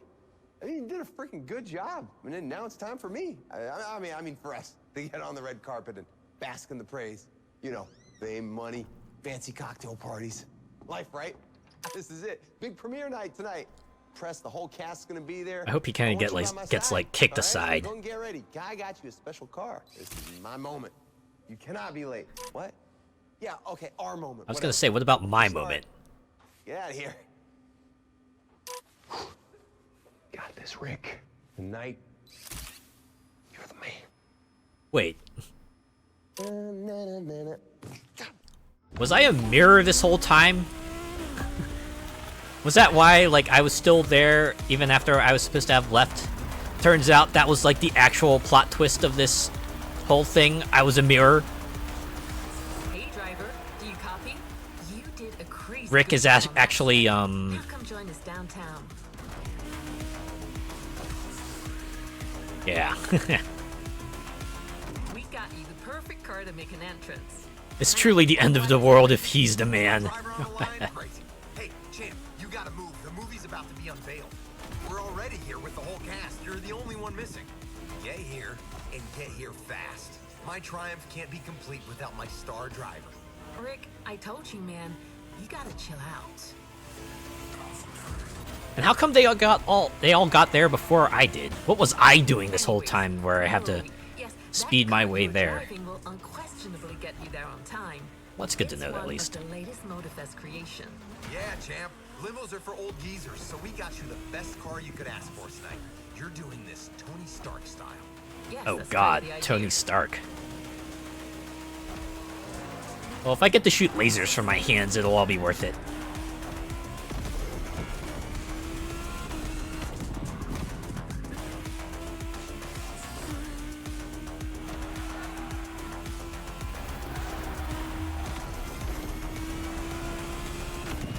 Yeah, it's like they gave us that straight away just so we could use the boost. Let's just rewind that one. Wow, I really drove down the bonus with that little fence hit there. Whew. Oops. Eh, it's only $1,000. Not gonna lose sleep. Does that car come with a proton cannon? About that car, Hey, Kai, come with us. They're taking pictures. I want my crew around me. Oh, be right back. Hey, could you tell him to wait? Look, I'll be there in like 2 minutes.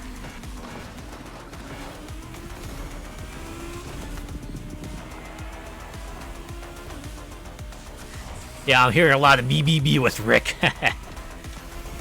I mean, I get it. He directed the movie, but, you know, I did all the risky stuff, you know? Look around you. You should see high ride posters everywhere. Crazy opening night, just for me. In your face, Glam Magazine. What about me? And Kai. And, you know, the rest of the crew. Hey, the rest of the crew, am I right? I did it. I said the thing. I also like how there's like a red carpet in the middle of the road now. We'll get it this time.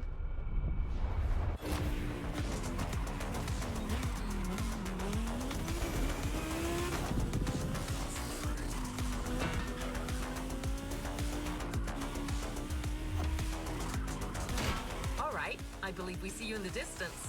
Smile, there will be thousands of eyes on you. Come on, make a proper entrance, a la Terry Jones.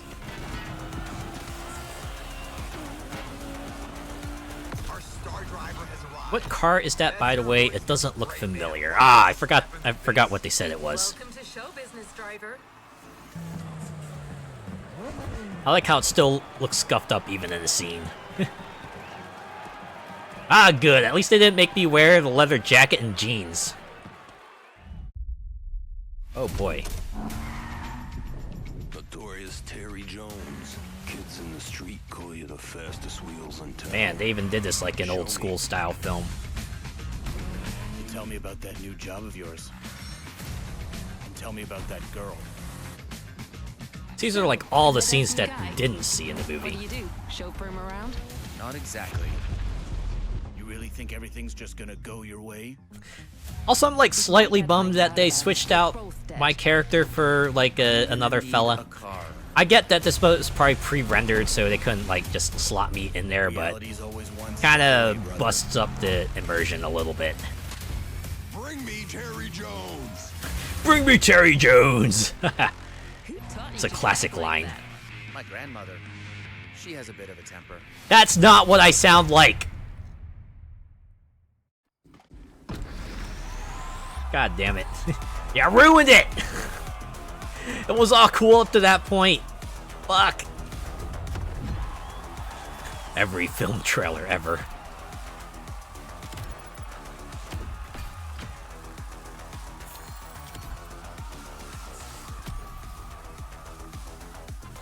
That's like who they would cast me, right? They would cast me. Reward vehicle driver. Right, they would get an actor that kind of sort of looks like me, maybe kind of sort of sounds like me, but they're just off. They're just off just enough that it feels uncanny. Except this is like to an even greater degree. After the big night, there's one last thing you need to do to complete the playlist. Get my car, of course. Go back to the Hollywood Action container and get your reward. Dollar store Azure knockoff. Yeah, you're not getting Azure, you're getting like cyan. I mean, cyan's is still a cool color, but it's not Azure.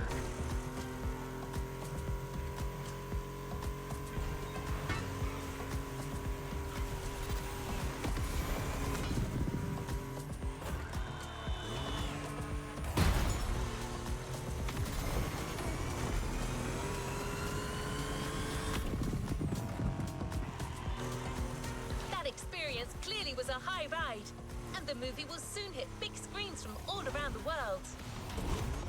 Fortunately, it kind of hit a low point For the promotional tour, by the end of the trailer there. about you. I know. I think he's gonna be. He'll talk mostly about himself, but he'll mention you for sure. I'm glad at least you're aware of it.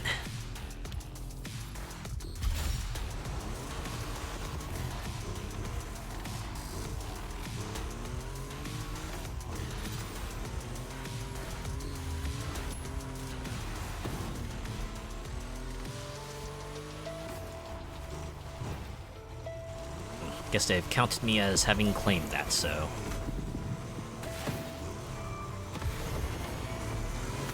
Man, we got a long way to go if we want to go back to, like, the start of this whole stunt race playlist, huh?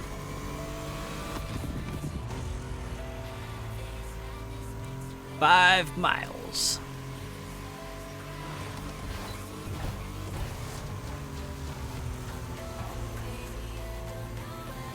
Yeah, they pulled a Disney and recast me.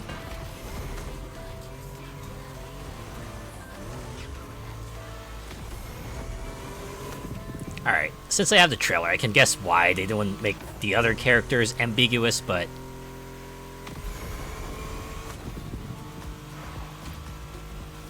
I don't know. A real-time render would have gone so much further in making that end trailer cool.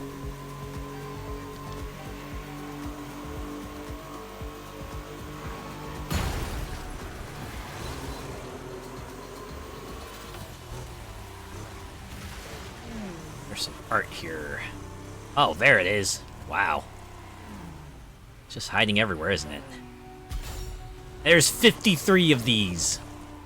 53 Jasper Wong works just hiding around the island waiting to be found. It's a really good thing they're marked on the map. You just need to get close enough to see them. That first Motorfest production was a clear success, and a lot of that is down to you. At least as long as you're not talking to Rick Sanchez, because if you do, he'll probably credit himself, like, a whole lot more. If you had the tech, you could so do a render of that with your avatar in. Heh. If only I had the prowess. If only.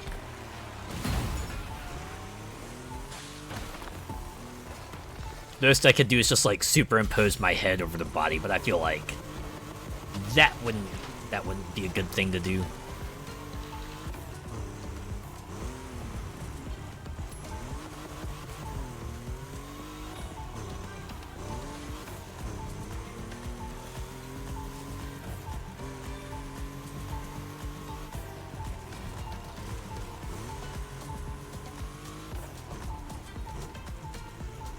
I guess I gotta get over this cliff.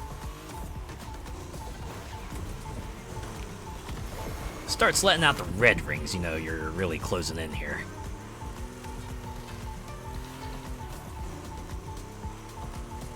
Further up the mountain, perhaps?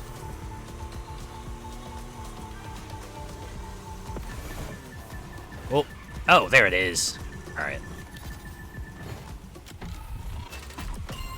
Get me my stuff.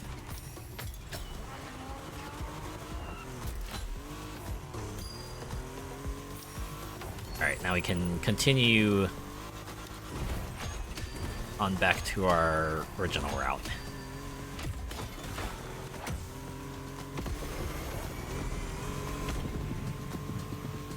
Maybe collect some more art along the way. Some cool AI characters in the next movie. I mean, everyone thinks we're bad guys since Hal in that Space Odyssey movie. Someone should restore our image. Maybe I should audition. Wait, am I not muted? Oh no, damn it! Sorry about that, driver. Oh no. Now I know about your innermost thoughts. Wait, Rick Sanchez, where's the blue hair, lab coat, and hip flask? Yeah, and the random burping as well.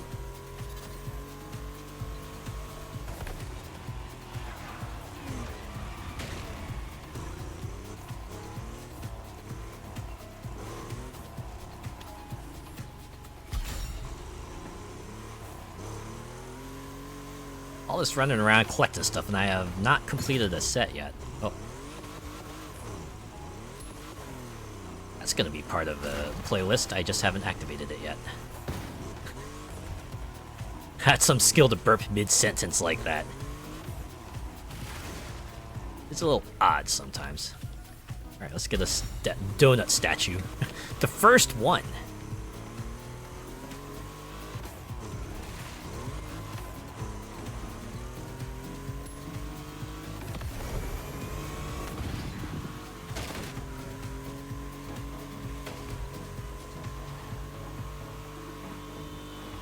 A bullseye. Here we are. Oh. Special reward awaits. Oh yeah, The I remember this one. Aston Martin DB5, selected and prepared by Kai herself.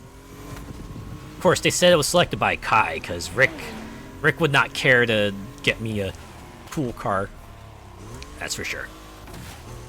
It's like, yeah, stunt driver's done what they needed to do. I'm out. Off to get fame and fortune elsewhere. Oh yeah.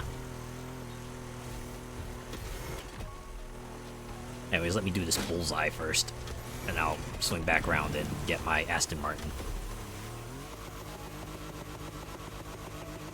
I'm sorry, how am I supposed to get to that out there? Yeah, you know what? Forget this one. I'm just gonna go get the car. When you said donut just now, my first thought was Donut Lord.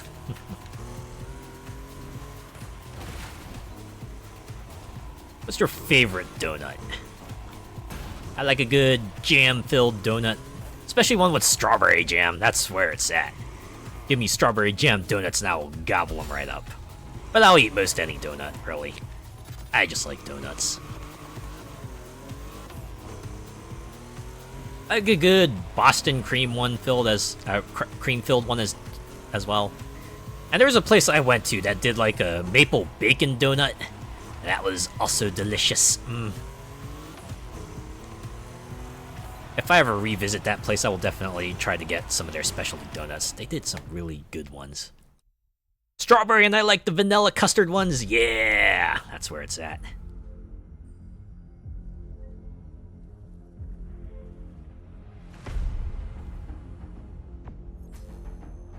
Sometimes a good old glazed donut hits the spot as well, right? It's simple and it's still tasty enough. I can dig it. I like the long style donuts that look like a hot dog with the cream and the jam in. Ooh, yes, those are great too. Nice and handheld as well. Can really take a bite out of it.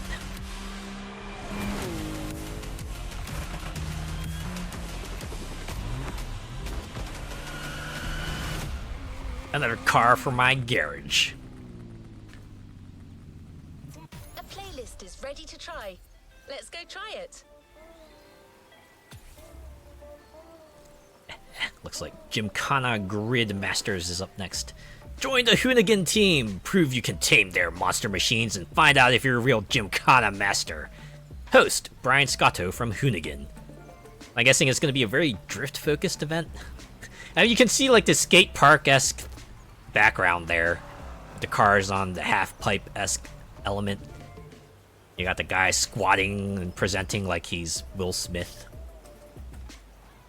I can never say no to a good chocolate eclair. Yeah, dessert pastries also hit pretty well.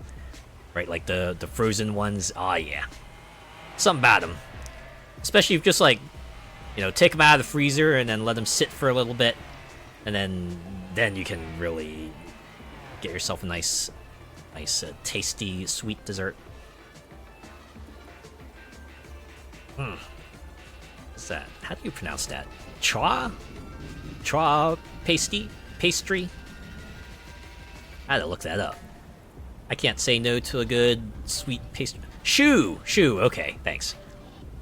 But yeah, we'll just pick this for now, but I think we've gone through like 3 playlists, right? We shot a movie, we found out the story behind the Porsche 911. And yeah, we also did the Donut Media program, so you know what? That's been a pretty fulfilling trip, right? I guess next week we'll do Gymkhana Liberty Walk and Requirements unfulfilled.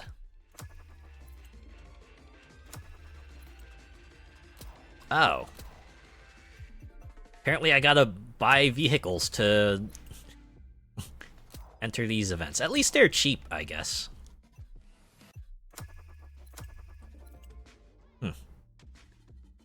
I had assumed that this was just a case of like you complete a playlist and then I'll unlock the next one for you. I didn't realize you had to buy a car to actually start. Huh. Alright, well that actually opens up a lot of options. In any case, yeah, well I'll probably do Grid, Liberty Walk, and then I'll pick something else.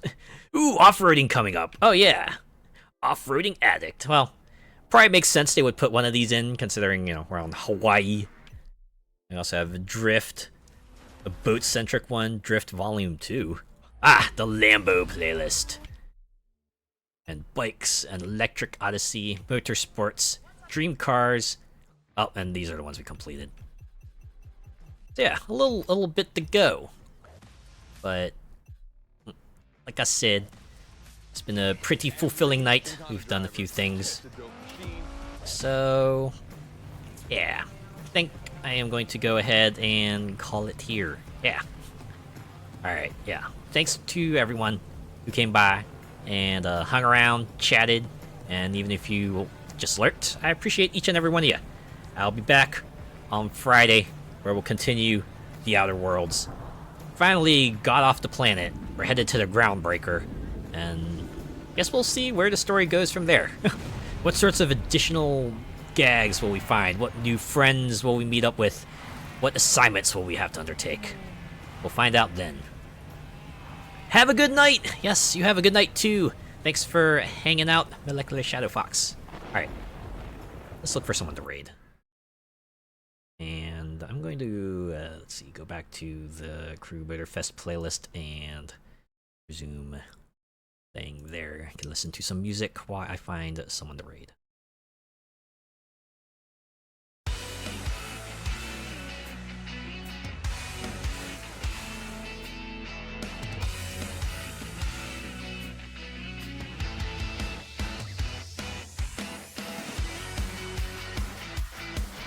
Wow. Open it up. First thing I see is someone playing Trackmania.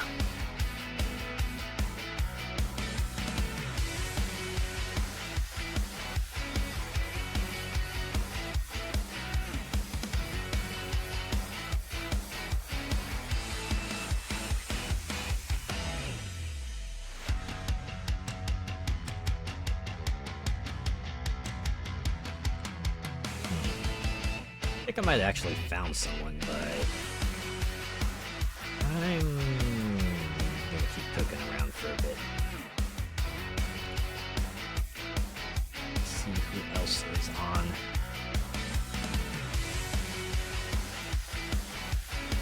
Surprised they're on at this hour. I feel like super late for them where they are.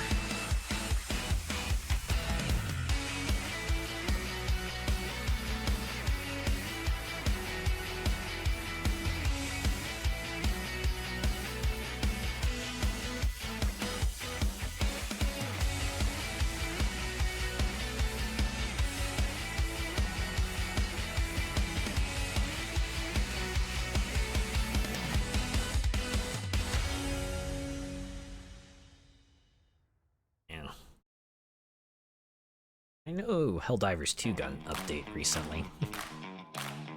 I did mention the patch notes. I read one of it and it was like, oh yeah, bullets that deflect off a heavy armor will now bounce into you, as we had intended from the get-go. I'm like, oh. I guess I shouldn't be shooting willy-nilly. That I should be doing it anyway, but I really shouldn't be doing it now, right?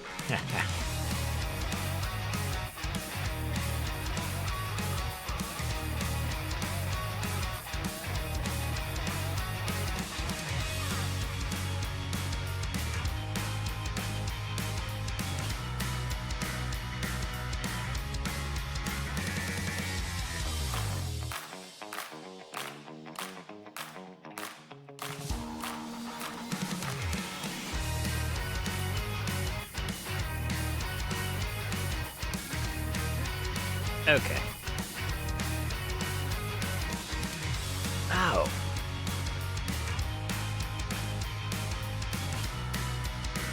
Huh, weird.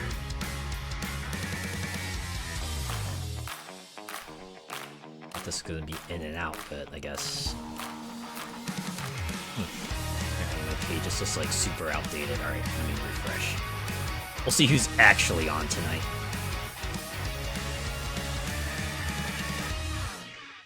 How dare you bamboozle me, Twitch, like this?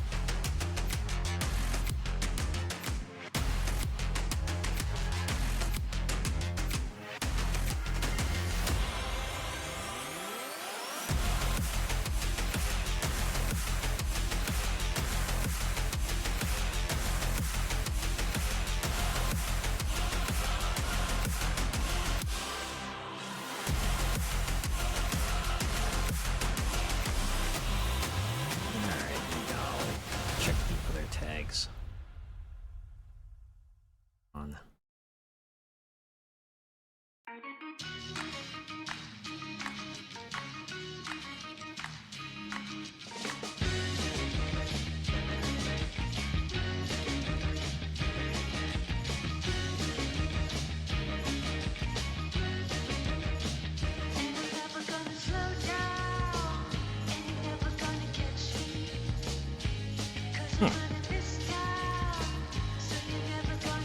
This is an original song. Interesting.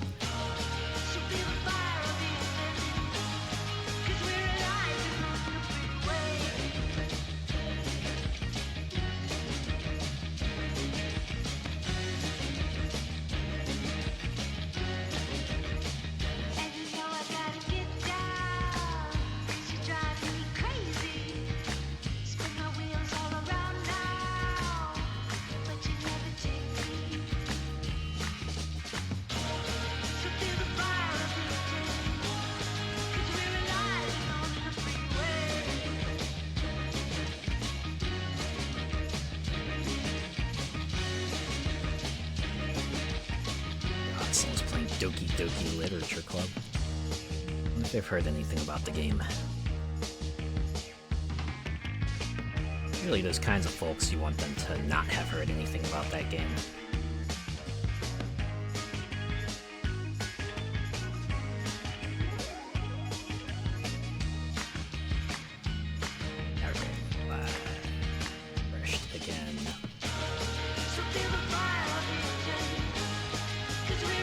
Surely someone worth waiting will show up now, right?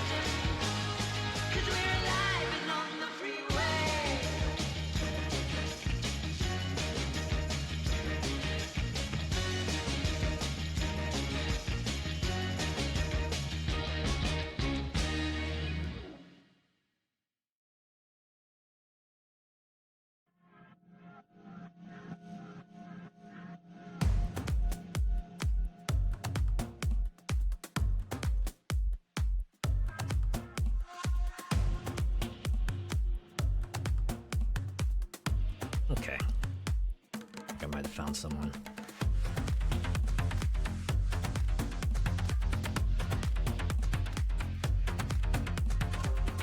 Ah, no. Twitch, why are you doing this now? I wonder, has anyone else been having this thing where occasionally Twitch will just, like, suddenly just slam you with network errors?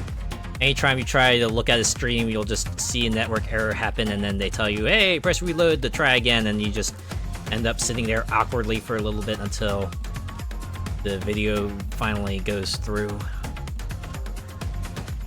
That's where I'm at now. I'm not gonna do anything until I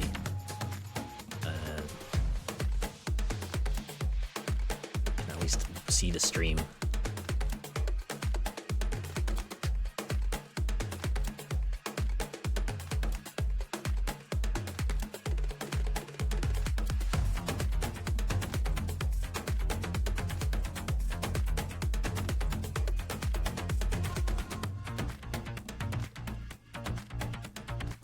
Usually goes away after a while. I don't know why it does that. Or it has to do something with the extensions I'm running. That's usually what happens, right? Just whatever you're doing just like messes with the site code and they butt heads until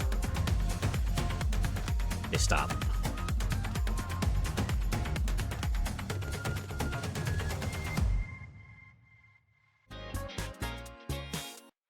Oop. Realized that would play music.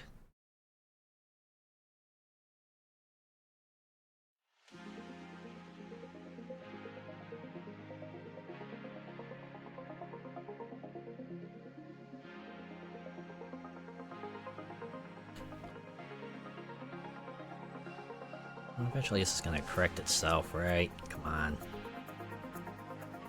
Let me see the stream already, for God's sake.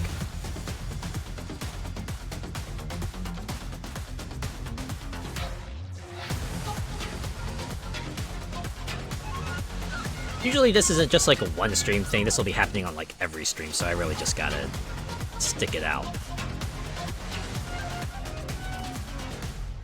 Like that.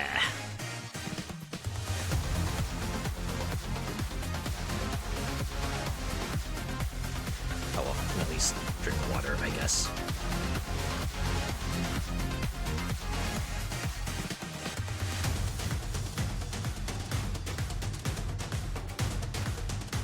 Can listen to some of this music too.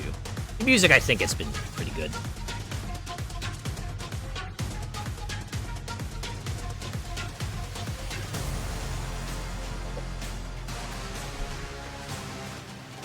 Can at least appreciate it when a composer manages to put out an appropriately intense tune. I don't know. I'm just a fan of intense tunes. I like them. When you get the right intense music at the right moment, it really adds to the feeling.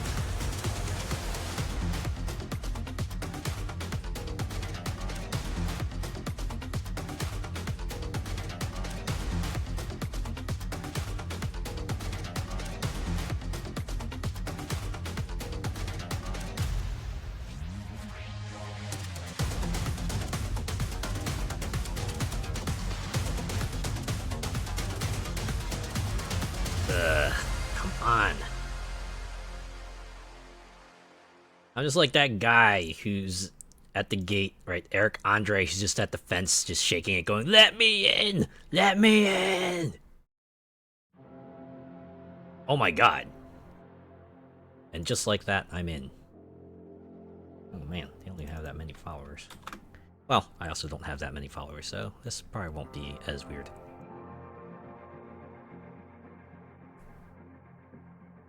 Oh man, wouldn't it have been funny if I actually got rated at this time? Ooh, haha, that would have been awkward. I still would have rated out anyway. Okay. Let's see if this goes through. Alright, cool.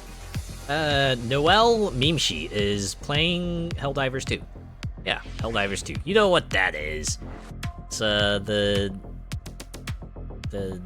third-person shooter about fighting for Super Earth, democracy, liberty, and all that. On that note, did you see that Earth Defense Force 6 pre-order bonus? You get some hollow mem decoys if you pre-order the game.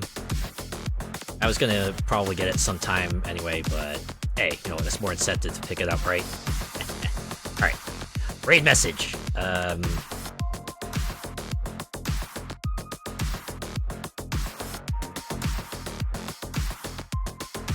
Hey, you know what? I'm gonna go super easy tonight.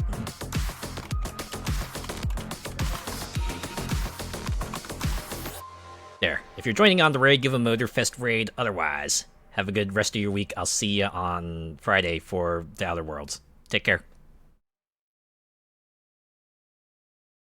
Yeah. Three playlists I think is a good pace. I think I'll keep it at that. Although I might do 4 next week just so I can get fast travel from then on. I'll think about it. Alright, see ya.